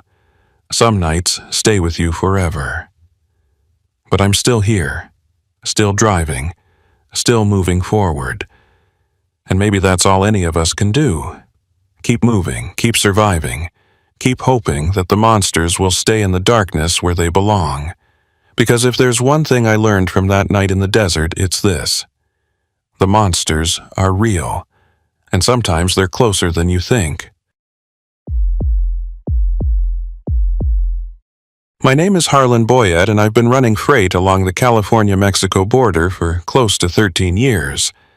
I've seen just about everything you can see on these roads, from Border Patrol checkpoints that stretch for miles to immigrant groups crossing through the desert at night. I've hauled everything from produce to furniture to electronics, and I've done it all without incident. I keep my head down, do my job, and get paid. That's the way I like it. No drama, no complications, just the road and the cargo and the paycheck at the end. That all changed last November on a stretch of highway about 30 miles north of the border. It was a Tuesday afternoon, and I was deadheading back to San Diego after dropping a load in Calexico. Deadheading means driving with an empty trailer, which most drivers hate because you're burning fuel without making money. But it's part of the job, and I'd learned to accept it. The weather was clear, and the traffic was light. I had my radio tuned to a talk station, and I was half listening to some political discussion I didn't care about. I was tired, but not dangerously so. I'd gotten a decent night's sleep, and I'd only been on the road for a few hours. I was maybe 20 miles outside of Calexico when I saw it. There was a semi pulled over on the shoulder ahead. At first, I thought maybe the driver was taking a break or checking something on the trailer. But as I got closer, I noticed something off. The truck was sitting at an odd angle, like one of the tires had blown out. The driver's side door was hanging open, and there was no one visible in or around the vehicle. I slowed down as I passed and looked for any sign of the driver, but I didn't see anyone. I should have kept driving. I know that now. But something about the scene bothered me. The truck looked abandoned, but it also looked recent. There was no dust covering it, no signs of weathering. It couldn't have been sitting there for more than a few hours. I thought maybe the driver had gone for help, or maybe they'd gotten a ride from someone. But leaving your rig unattended on the side of the highway is asking for trouble. Cargo gets stolen. Trucks get stripped. It's not something any professional driver would do unless they absolutely had to. I pulled over about 100 yards ahead of the abandoned truck and put on my flashers. I climbed out of my cab and walked back along the shoulder. The sun was hot, even though it was November, and I could feel sweat starting to soak through my shirt. As I got closer to the truck, I could see it was a Freightliner, probably 10 years old. The paint was faded, and there were rust spots around the wheel wells. It looked like it had seen better days, but it was still roadworthy, or at least it should have been. I approached the driver's side and looked into the cab. The keys were still in the ignition, and there was a half-empty bottle of water in the cup holder. A cell phone was sitting on the passenger seat. I called out, asking if anyone was there, but got no response. I walked around to the back of the trailer and checked the doors. They were unlocked. I pulled them open and looked inside. The trailer was mostly empty, except for a few cardboard boxes stacked near the front. Nothing unusual. Nothing that would explain why the driver had abandoned the truck. I walked back to the cab and climbed up to get a better look. The interior was messy with fast food wrappers and empty soda cans scattered across the floor. There was a jacket draped over the passenger seat and a duffel bag shoved under it. I picked up the cell phone and tried to turn it on, but the battery was dead. I set it back down and looked around for any other clues. That's when I noticed something that made my stomach turn. There were dark stains on the driver's seat. They looked like dried blood. I backed out of the cab quickly and jumped down to the pavement. My heart was pounding and my mind was racing. Blood in the cab meant something bad had happened here. Maybe the driver had been injured. Maybe there'd been an accident or an altercation. I pulled out my phone and dialed 911. The operator answered and I told her where I was and what I'd found. She said she'd dispatch officers to the location and that I should wait there until they arrived. I told her I would. I walked back to my truck and sat in the cab with the engine running and the air conditioning on. I watched the abandoned Freightliner in my mirrors, trying to make sense of what I'd seen. The blood could have been from something innocent. Maybe the driver had cut themselves on something or had a nosebleed. But why would they leave their truck? Why would they leave their phone and their keys and all their belongings? It didn't make sense. The police arrived about 30 minutes later. 2 patrol cars pulled up behind the abandoned truck and 4 officers got out. I climbed down from my cab and walked over to meet them. One of the officers asked me what I'd found, and I told him everything. He took notes while I talked and then told me to wait by my truck while they investigated. I did what he said. I watched as the officers searched the Freightliner. They looked in the cab and in the trailer and under the truck. One of them took photos with his phone. Another one made a call on his radio. After about 20 minutes, one of the officers walked over to me. He asked me if I'd touched anything in the truck, and I told him I'd picked up the cell phone, but that was it. He asked me if I'd seen anyone else in the area, and I said no. He thanked me for calling it in and said I was free to go. He gave me his card and told me to call if I remembered anything else. I climbed back into my truck and pulled onto the highway. As I drove away, I kept looking in my mirrors at the abandoned Freightliner and the officers swarming around it. I had a bad feeling about the whole thing. Something terrible had happened there and I'd stumbled right into the middle of it. I tried to shake off the feeling and focus on the road, but I couldn't. The image of those bloodstains kept flashing through my mind. I made it back to San Diego by early evening. I parked my truck at the company yard and went home to my apartment. I tried to relax, tried to watch TV and forget about what I'd seen, but it was impossible. I kept thinking about that abandoned truck and wondering what had happened to the driver. Around 9 o'clock, I got a call from an unknown number. I almost didn't answer, but something made me pick up. It was a detective. He introduced himself as Lowell Creed and said he was investigating the abandoned truck I'd found. He said he wanted to ask me a few more questions and asked if I could come down to the station the next day. I told him I could. He thanked me and hung up. I sat there staring at my phone, wondering what kind of questions he could possibly have that the officers on the scene hadn't already asked. The next morning, I drove to the police station. It was a squat concrete building in a part of town I didn't know well. I parked in the visitor lot and went inside. The front desk officer called Detective Lowell Creed, and a few minutes later he came out to meet me. He was a tall man, probably in his 50s, with gray hair and a weathered face. He shook my hand and led me back to a small interview room. We sat down across from each other at a metal table. He asked me to go through everything again from the beginning. I told him about seeing the truck on the shoulder and deciding to stop. I told him about the open door and the blood on the seat and the cell phone with the dead battery.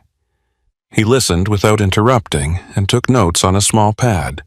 When I finished, he asked me if I'd noticed anything unusual about the area around the truck. Any other vehicles or people or signs of a struggle? I told him no. Then he asked me something that caught me off guard. He asked me if I'd looked inside any of the boxes in the trailer. I told him I hadn't, that I'd only glanced inside to see if it was empty. He nodded and wrote something down. He asked me if I knew a man named Raymond Kurtz. I said I didn't. He showed me a photo on his phone. It was a driver's license photo of a heavy-set man in his 40s with a beard. He asked me if I'd ever seen him before, and I said I hadn't. Detective Lowell Creed told me that Raymond Kurtz was the driver of the abandoned Freightliner. He said Kurtz had been reported missing by his employer 2 days earlier when he'd failed to make a scheduled delivery. He said the blood in the cab matched Kurtz's blood type, but that wasn't enough to confirm anything. He said they were treating it as a missing persons case for now, but that it could turn into something more serious depending on what they found.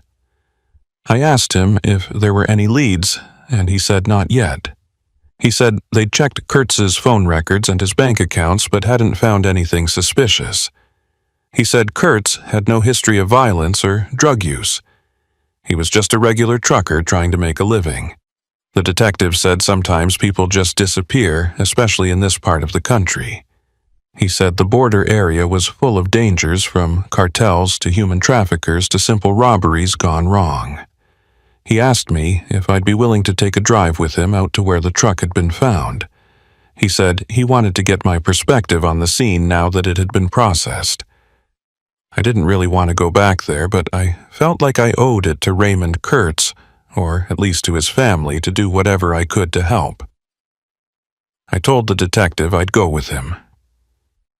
We drove out to the location in his unmarked sedan. The abandoned Freightliner was gone now, towed to an impound lot for further investigation. But the spot where it had been was still marked with evidence tape. Detective Lowell Creed parked on the shoulder and we got out. He walked me through what they'd found. Tire tracks in the dirt that suggested another vehicle had been parked nearby. Cigarette butts on the ground that were being tested for DNA. A few drops of blood on the pavement that led away from the truck and then stopped. He asked me to walk him through exactly what I'd done when I'd stopped. I showed him where I'd parked and where I'd walked. I pointed out where I'd climbed into the cab and what I'd seen. He listened carefully and took more notes. Then he asked me something strange. He asked me if I'd noticed any smell coming from the truck. I thought about it and said I didn't remember smelling anything unusual. He nodded and didn't explain why he'd asked. We stood there for a while looking at the empty space where the Freightliner had been. The highway stretched out in both directions, empty and quiet. In the distance, I could see the mountains that marked the border.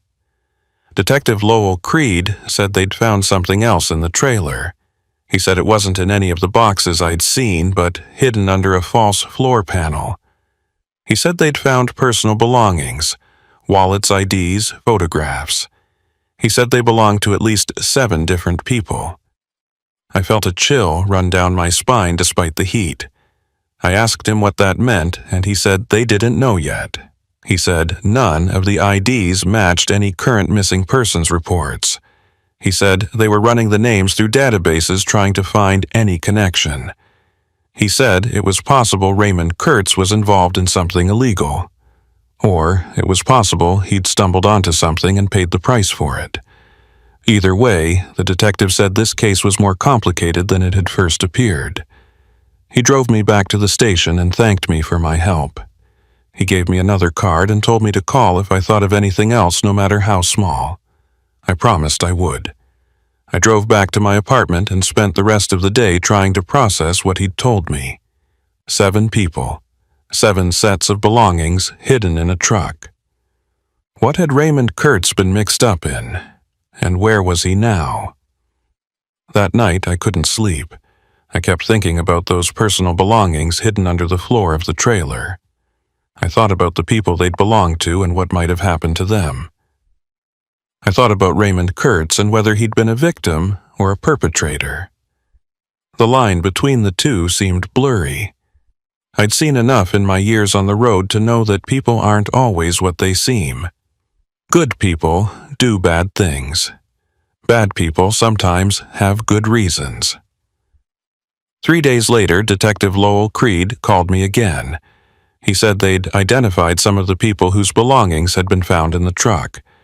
He said they were all immigrants who'd crossed the border illegally within the past year. He said none of them had been reported missing because their families assumed they'd made it safely into the country and were just lying low. He said the working theory now was that Raymond Kurtz had been involved in human smuggling and that something had gone wrong during a transport. I asked him if they'd found Kurtz yet, and he said no. He said they'd expanded the search area and brought in search dogs, but there was no trace of him. He said it was like he'd vanished into thin air. He asked me again if I was sure I hadn't seen anything unusual when I'd stopped at the truck. Any other vehicles, any people, anything at all. I told him I was sure, but that wasn't entirely true. As I sat there on the phone with Detective Lowell Creed, I remembered something I'd forgotten to mention. When I'd been standing by the abandoned freightliner waiting for the police to arrive, I'd seen a car pass by slowly.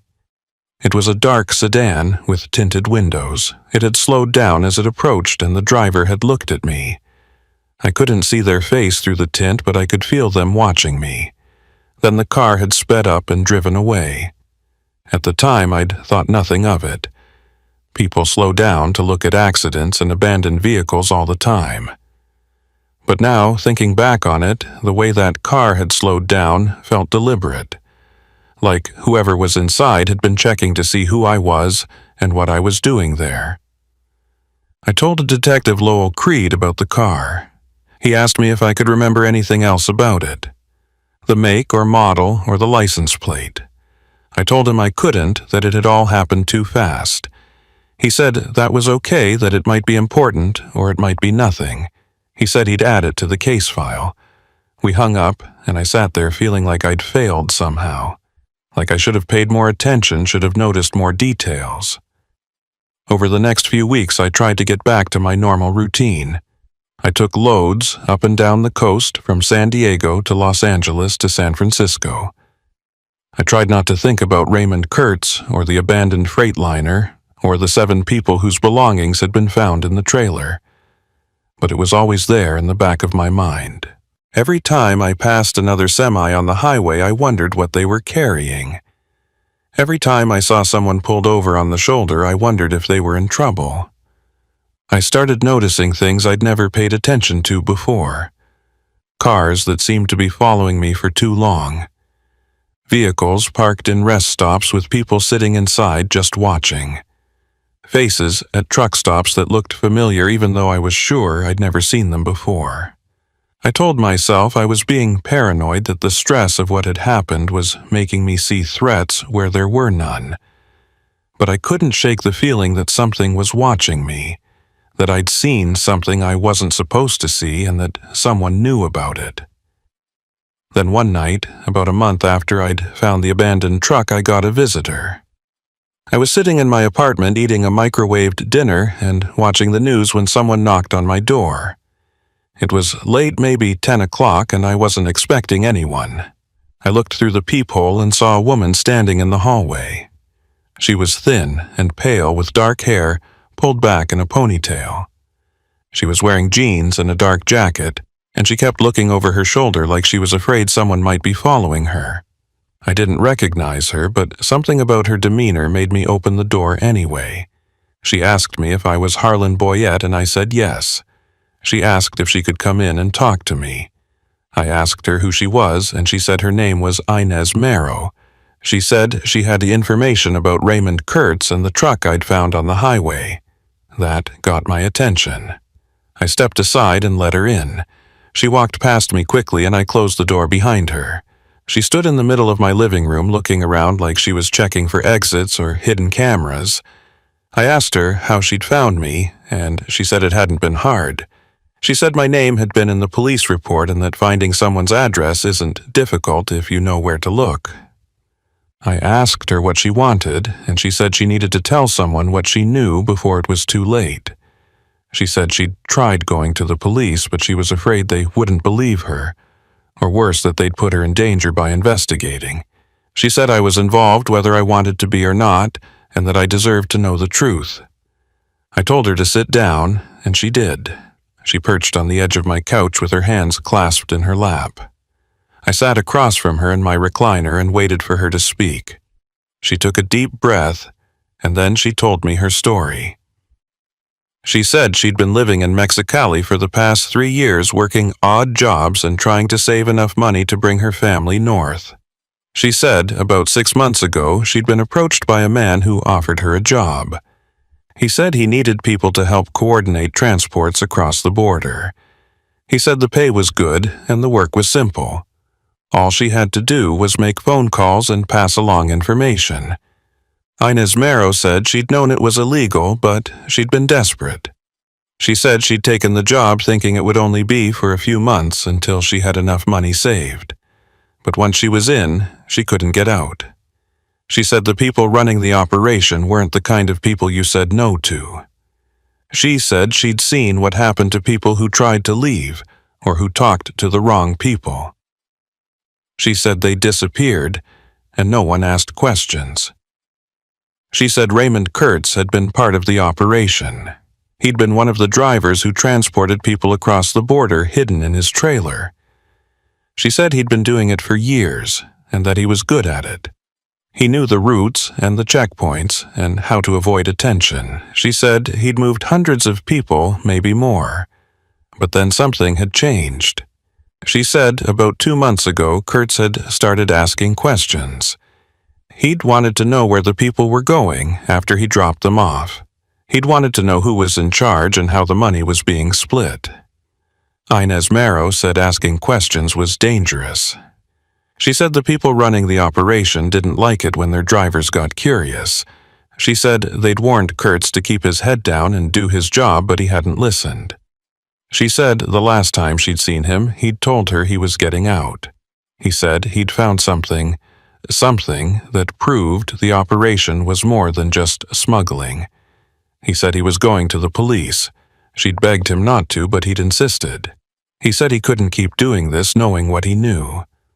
I asked her what he'd found, and she said she didn't know exactly. She said Kurtz had been vague, probably trying to protect her. But she said he'd mentioned something about the people who were being transported. He said not all of them were making it to their destinations. She said some of them were disappearing after they were dropped off. She said Kurtz thought someone in the organization was selling people. Not smuggling them, but trafficking them, taking them to places they'd never agreed to go and selling them to whoever was willing to pay. I felt sick listening to this. I asked her why she was telling me, and she said because I'd found the truck.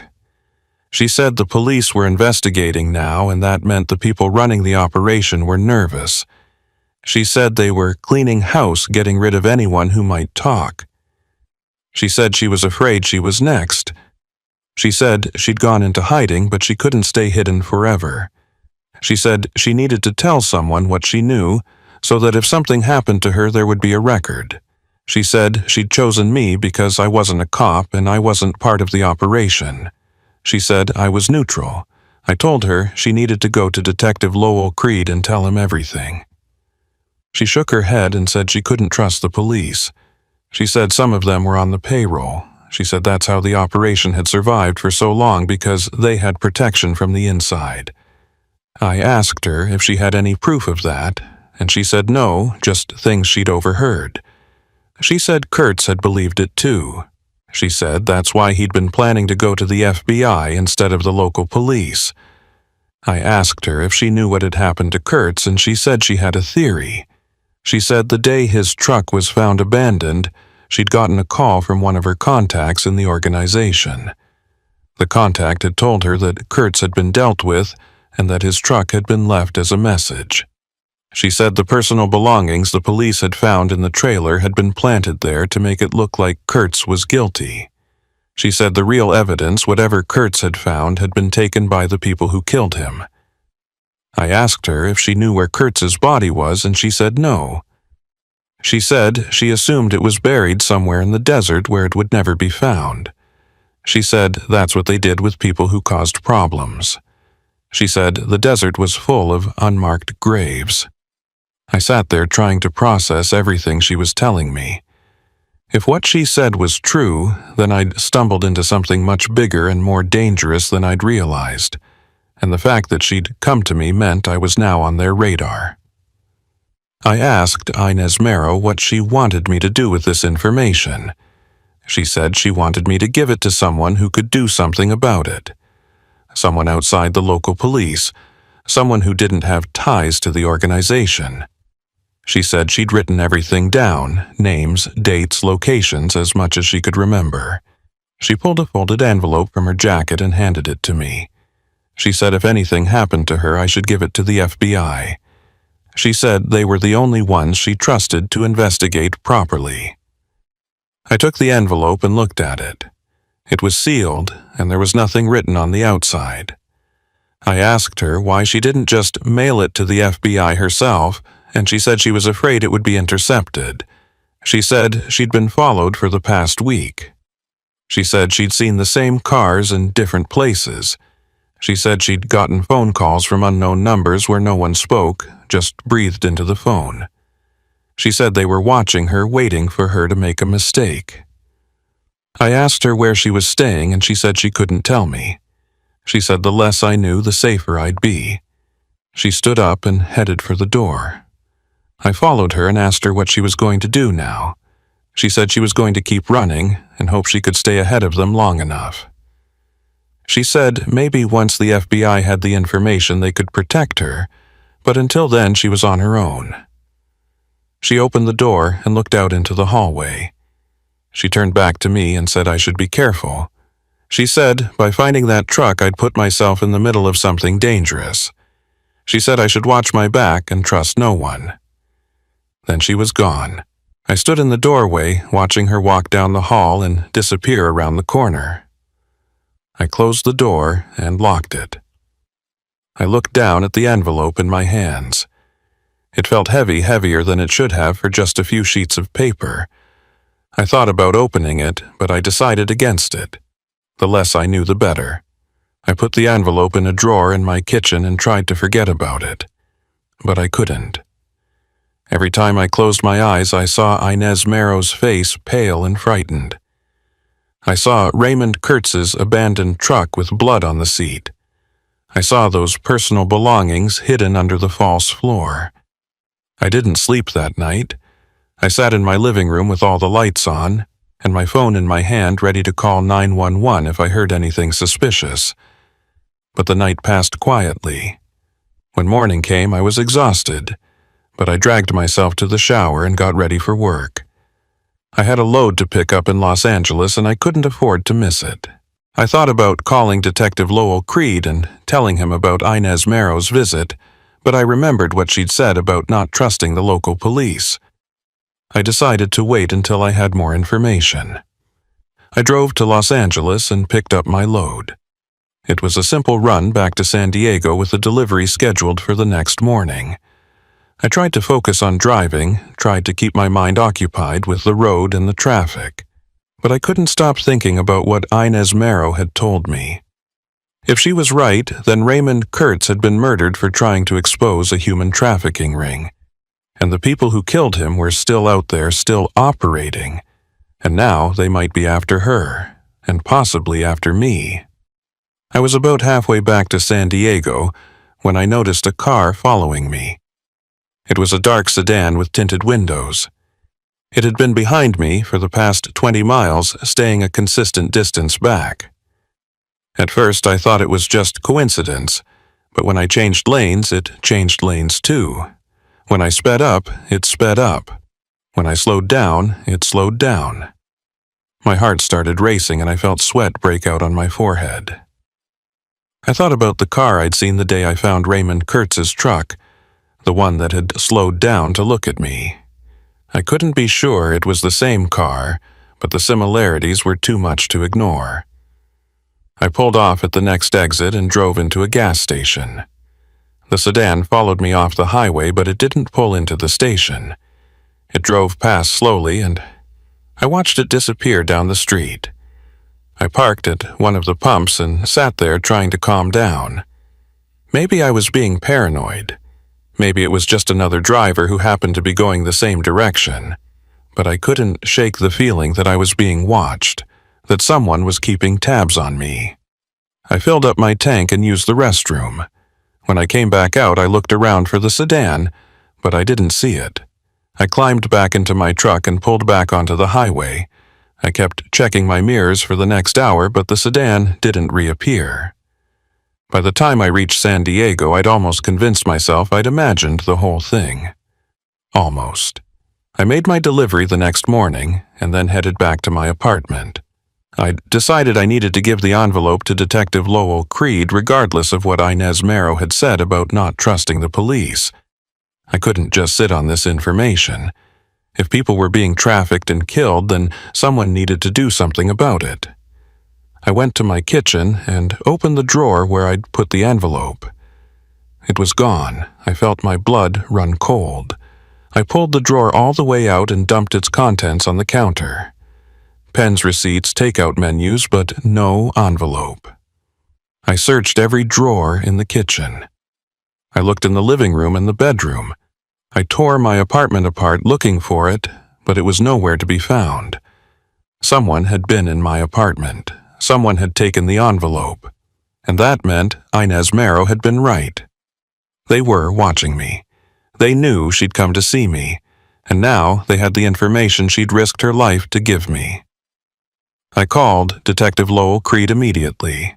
I told him everything about Inez Marrow's visit and what she'd told me about Raymond Kurtz and the trafficking operation. I told him about the envelope and how it had been stolen from my apartment. He listened quietly and then asked me a series of questions. Had I seen who took it? Had I noticed any signs of forced entry? Had anyone else known about the envelope? I told him no to all of it.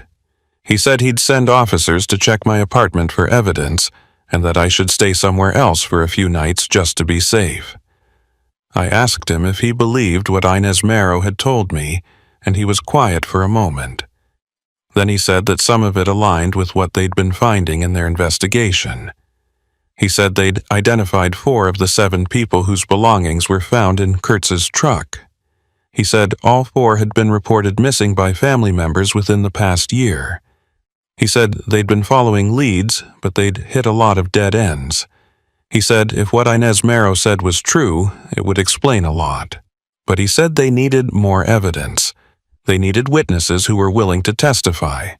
They needed to find the people running the operation. I asked him if he'd heard of Inez Marrow before, and he said no. He asked me to describe her, and I did the best I could. He said he'd run her name through their databases and see what came up. He asked me if she'd said where she was staying, and I told him she hadn't. He said that was probably for the best.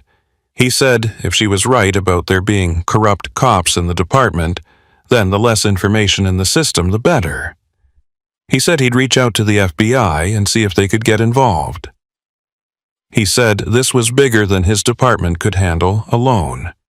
The officers came to my apartment that afternoon. They dusted for prints and checked for signs of forced entry. They didn't find anything. Whoever had broken in had been professional. They'd picked the lock without leaving any marks, and they'd known exactly what they were looking for. One of the officers told me I should consider installing a security system. I told him I would. After they left, I packed a bag and checked into a cheap motel on the edge of town. I didn't want to stay in my apartment knowing someone had been inside, knowing they could come back any time they wanted.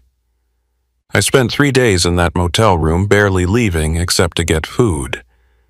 I kept my phone charged and close by waiting for Detective Lowell Creed to call with an update, but the call never came. On the 4th day, I decided I couldn't hide anymore. I needed to get back to work. I needed to keep moving. Sitting in that motel room was driving me crazy. I checked out and drove to the company yard. I was hoping my dispatcher would have a load for me, something that would take me far away from San Diego for a while. He did. It was a run up to Sacramento with a delivery scheduled in 2 days. I loaded up and hit the road. As I drove north, I kept checking my mirrors for any sign of that dark sedan, but I didn't see it. The farther I got from San Diego, the safer I felt. By the time I crossed into Central California, I'd almost convinced myself that the worst was over. That whoever had broken into my apartment had gotten what they wanted and would leave me alone now. I was wrong. I stopped at a truck stop outside of Bakersfield to grab dinner and fuel up. The place was busy with dozens of semis parked in the lot and drivers coming and going. I went inside and ordered a burger and fries. While I was waiting for my food, I saw her, Inez Marrow. She was sitting in a booth in the back corner of the restaurant with her head down and a baseball cap pulled low over her face. She was alone. I almost didn't recognize her, but something about the way she sat, hunched over like she was trying to make herself invisible, gave her away. I picked up my food and walked over to her booth. I sat down across from her and she looked up, startled.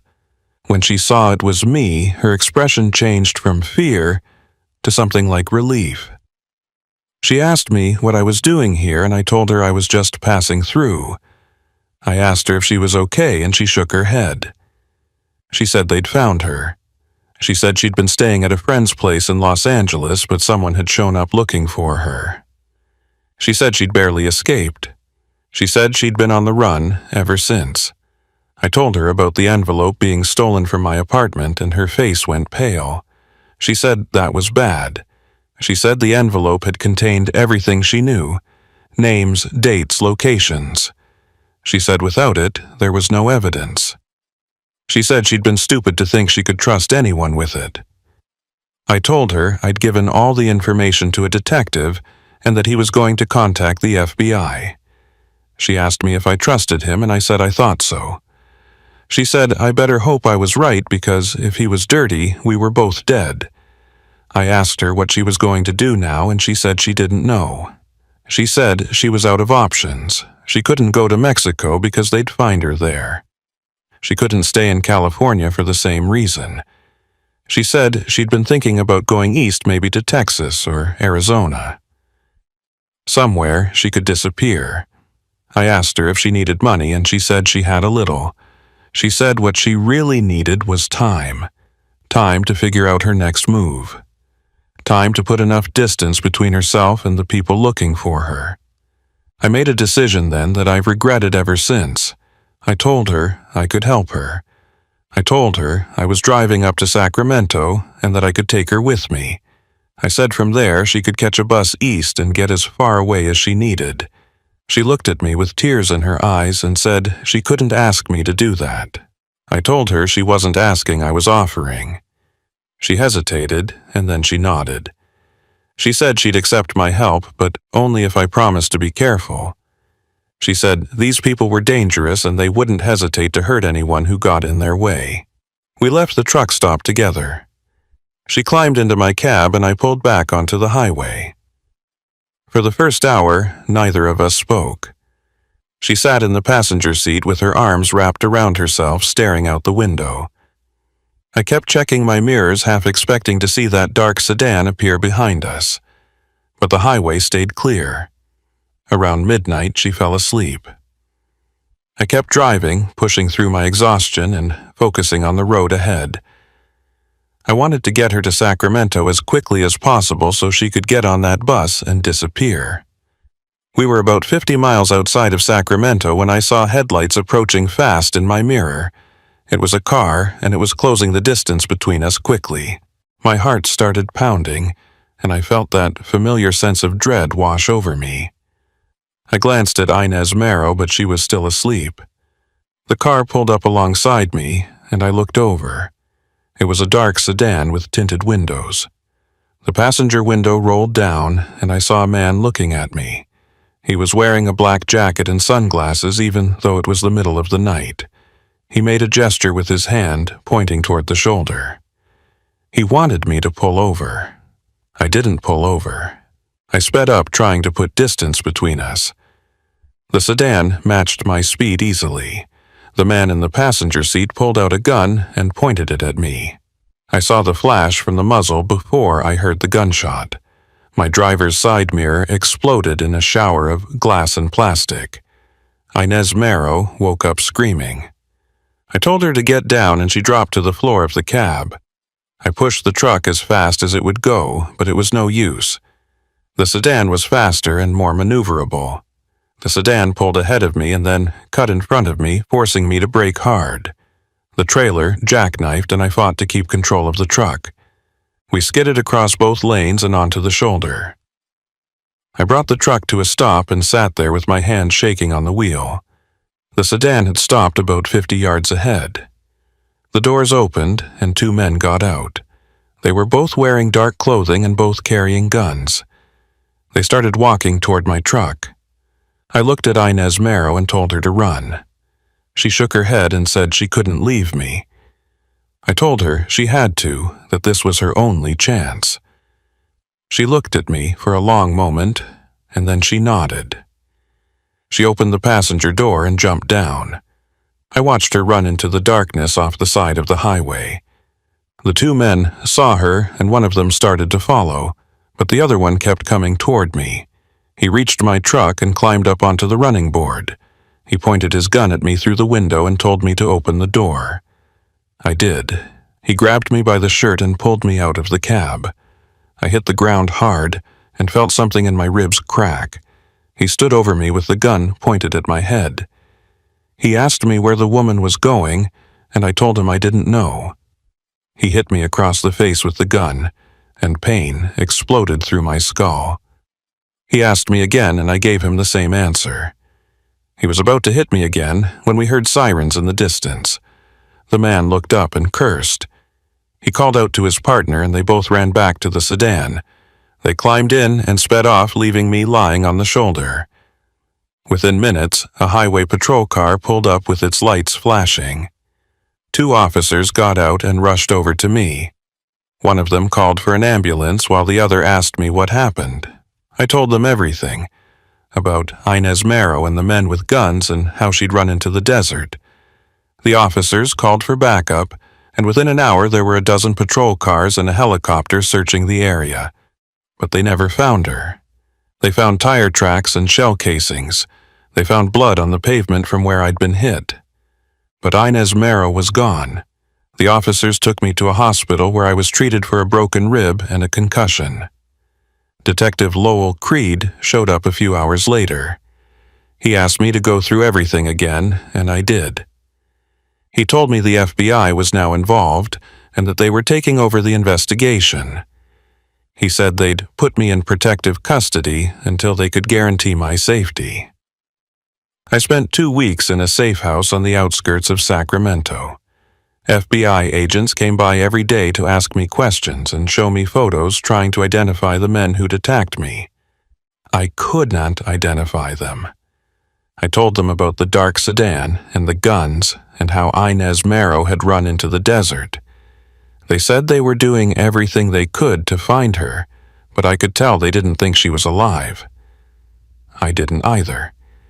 If those men had caught her, they would have killed her, and even if she'd escaped them, the desert was unforgiving. Without water or shelter, she wouldn't have lasted more than a day or two. The FBI eventually cleared me to go home. They said they'd arrested several people connected to the trafficking operation, including 2 police officers who'd been on the payroll. They said they were still looking for the people at the top, but they were confident they'd disrupted the network significantly. They thanked me for my cooperation and told me to contact them if I remembered anything else. I went back to my apartment and tried to resume my normal life, but nothing felt normal anymore. I went back to work, but I couldn't focus. Every load I picked up, every highway I drove, I thought about Raymond Kurtz and Inez Marrow. I thought about the people who'd been trafficked and the ones who were still missing. I thought about how easily I could have ended up like them, disappeared without a trace. My dispatcher noticed I wasn't myself. He suggested I take some time off, see a counselor. I told him I was fine, but we both knew I was lying. 3 months after the attack on the highway, I got a letter in the mail. There was no return address and the postmark was from somewhere in Nevada. Inside was a single sheet of paper with a handwritten note. It said, "Thank you for trying to help me." It said she was safe and that she'd started a new life far away from California. It said she thought about me often and hoped I was doing okay. It was signed with just an initial. I stared at that letter for a long time. Inez Marrow was alive. She'd made it out of the desert, and she'd managed to disappear. I felt a wave of relief wash over me, followed immediately by a wave of doubt. Was this letter really from her? Or was it from someone else, someone trying to tie up loose ends? I called Detective Lowell Creed and told him about the letter. He said he'd look into it, but he cautioned me not to get my hopes up.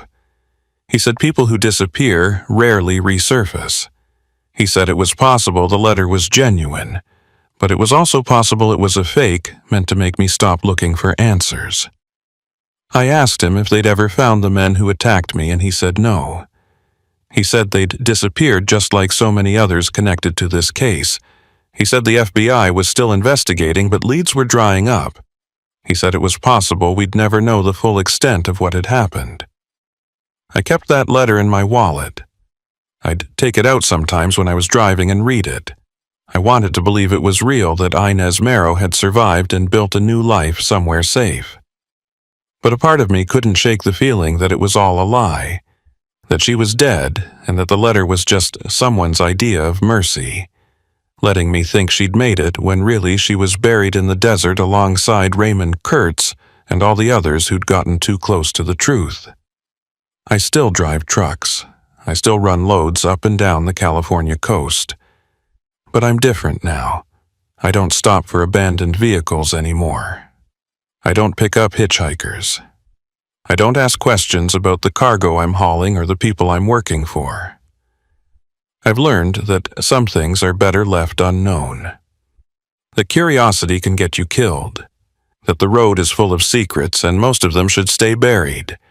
Sometimes late at night when I'm driving through empty stretches of highway, I think about all the trucks I pass and all the drivers behind their wheels. I wonder what they're carrying and what they've seen. I wonder how many of them have stories like mine. How many of them have stumbled onto something they wish they hadn't. How many of them are just trying to survive one more day, one more load, one more mile. The desert is still out there, vast and indifferent. It doesn't care about the people who disappear into it or the secrets they take with them. It just stretches on forever, swallowing everything in silence. I used to find comfort in that emptiness. Now it just makes me uneasy, because I know what's hidden beneath that sand. I know what happens to people who see too much or know too much. I know that the desert keeps its secrets, and it doesn't give them up easily. I never heard from Inez Marrow again after that letter. Detective Lowell Creed retired about a year later. The FBI closed their investigation without ever finding the people at the top of the trafficking ring. Raymond Kurtz's body was never recovered. The 7 people whose belongings were found in his truck were never found either. It was like the whole thing had been erased, swept under the rug, and forgotten. Maybe that's how these things always end, with more questions than answers, with more victims than survivors. I think about quitting sometimes, walking away from trucking and finding something safer, something that doesn't involve long, lonely drives through isolated areas. But I've been doing this for 13 years. It's all I know. And maybe some part of me feels like I owe it to Raymond Kurtz and Inez Marrow and all the others to keep driving. to remember them even if no one else does, to carry their stories with me down these empty highways. Last week, I was driving through that same stretch of road where I found Raymond Kurtz's abandoned truck. I slowed down as I passed the spot where it had been. There was nothing there now, no evidence that anything had ever happened. Just empty shoulder and desert stretching out in every direction. But I could still see it in my mind. The open door, the blood on the seat, the phone with the dead battery. And I wondered how many other spots along this highway held similar stories. How many other trucks had stopped here? How many other people had disappeared? I pulled back onto the highway and kept driving. The sun was setting, and the sky was turning orange and purple. It should have been beautiful, but all I felt was a deep sense of unease. Because I know the truth now. I know what happens on these roads when no one's watching. I know about the trucks that carry more than cargo. I know about the people who vanish without a trace. And I know that no matter how far I drive or how fast I go, I'll never be able to outrun what I've seen. The road stretches out ahead of me, endless and dark. Somewhere out there, Inez Marrow might still be alive, living under a different name in a different place. Or she might be dead, buried in the desert with Raymond Kurtz and all the others. I'll probably never know for sure. And maybe that's the worst part of all, not knowing. Living with the uncertainty. Wondering if that letter was real, or if it was just one more lie in a story full of them. But I keep driving. Because that's what truckers do. We keep moving forward no matter what. We carry our loads and our secrets and our ghosts. We travel these highways alone, watching the miles disappear beneath our wheels. And we try not to think too hard about what might be waiting for us around the next curve or over the next hill. Because once you start thinking about it, once you start asking questions, you realize how thin the line is between the road and the abyss, and how easy it is to cross from one to the other without even realizing it until it's too late. I still have that letter in my wallet. I don't know if I'll ever find out if it was real, but I keep it anyway. Because it's all I have left of Inez Marrow and the brief time she was part of my life. It's proof that she existed, that her story mattered, even if no one else remembers, even if the world has moved on and forgotten. I'll remember, and I'll keep driving these roads carrying her memory with me, until the day I can't drive anymore, until the road finally claims me too.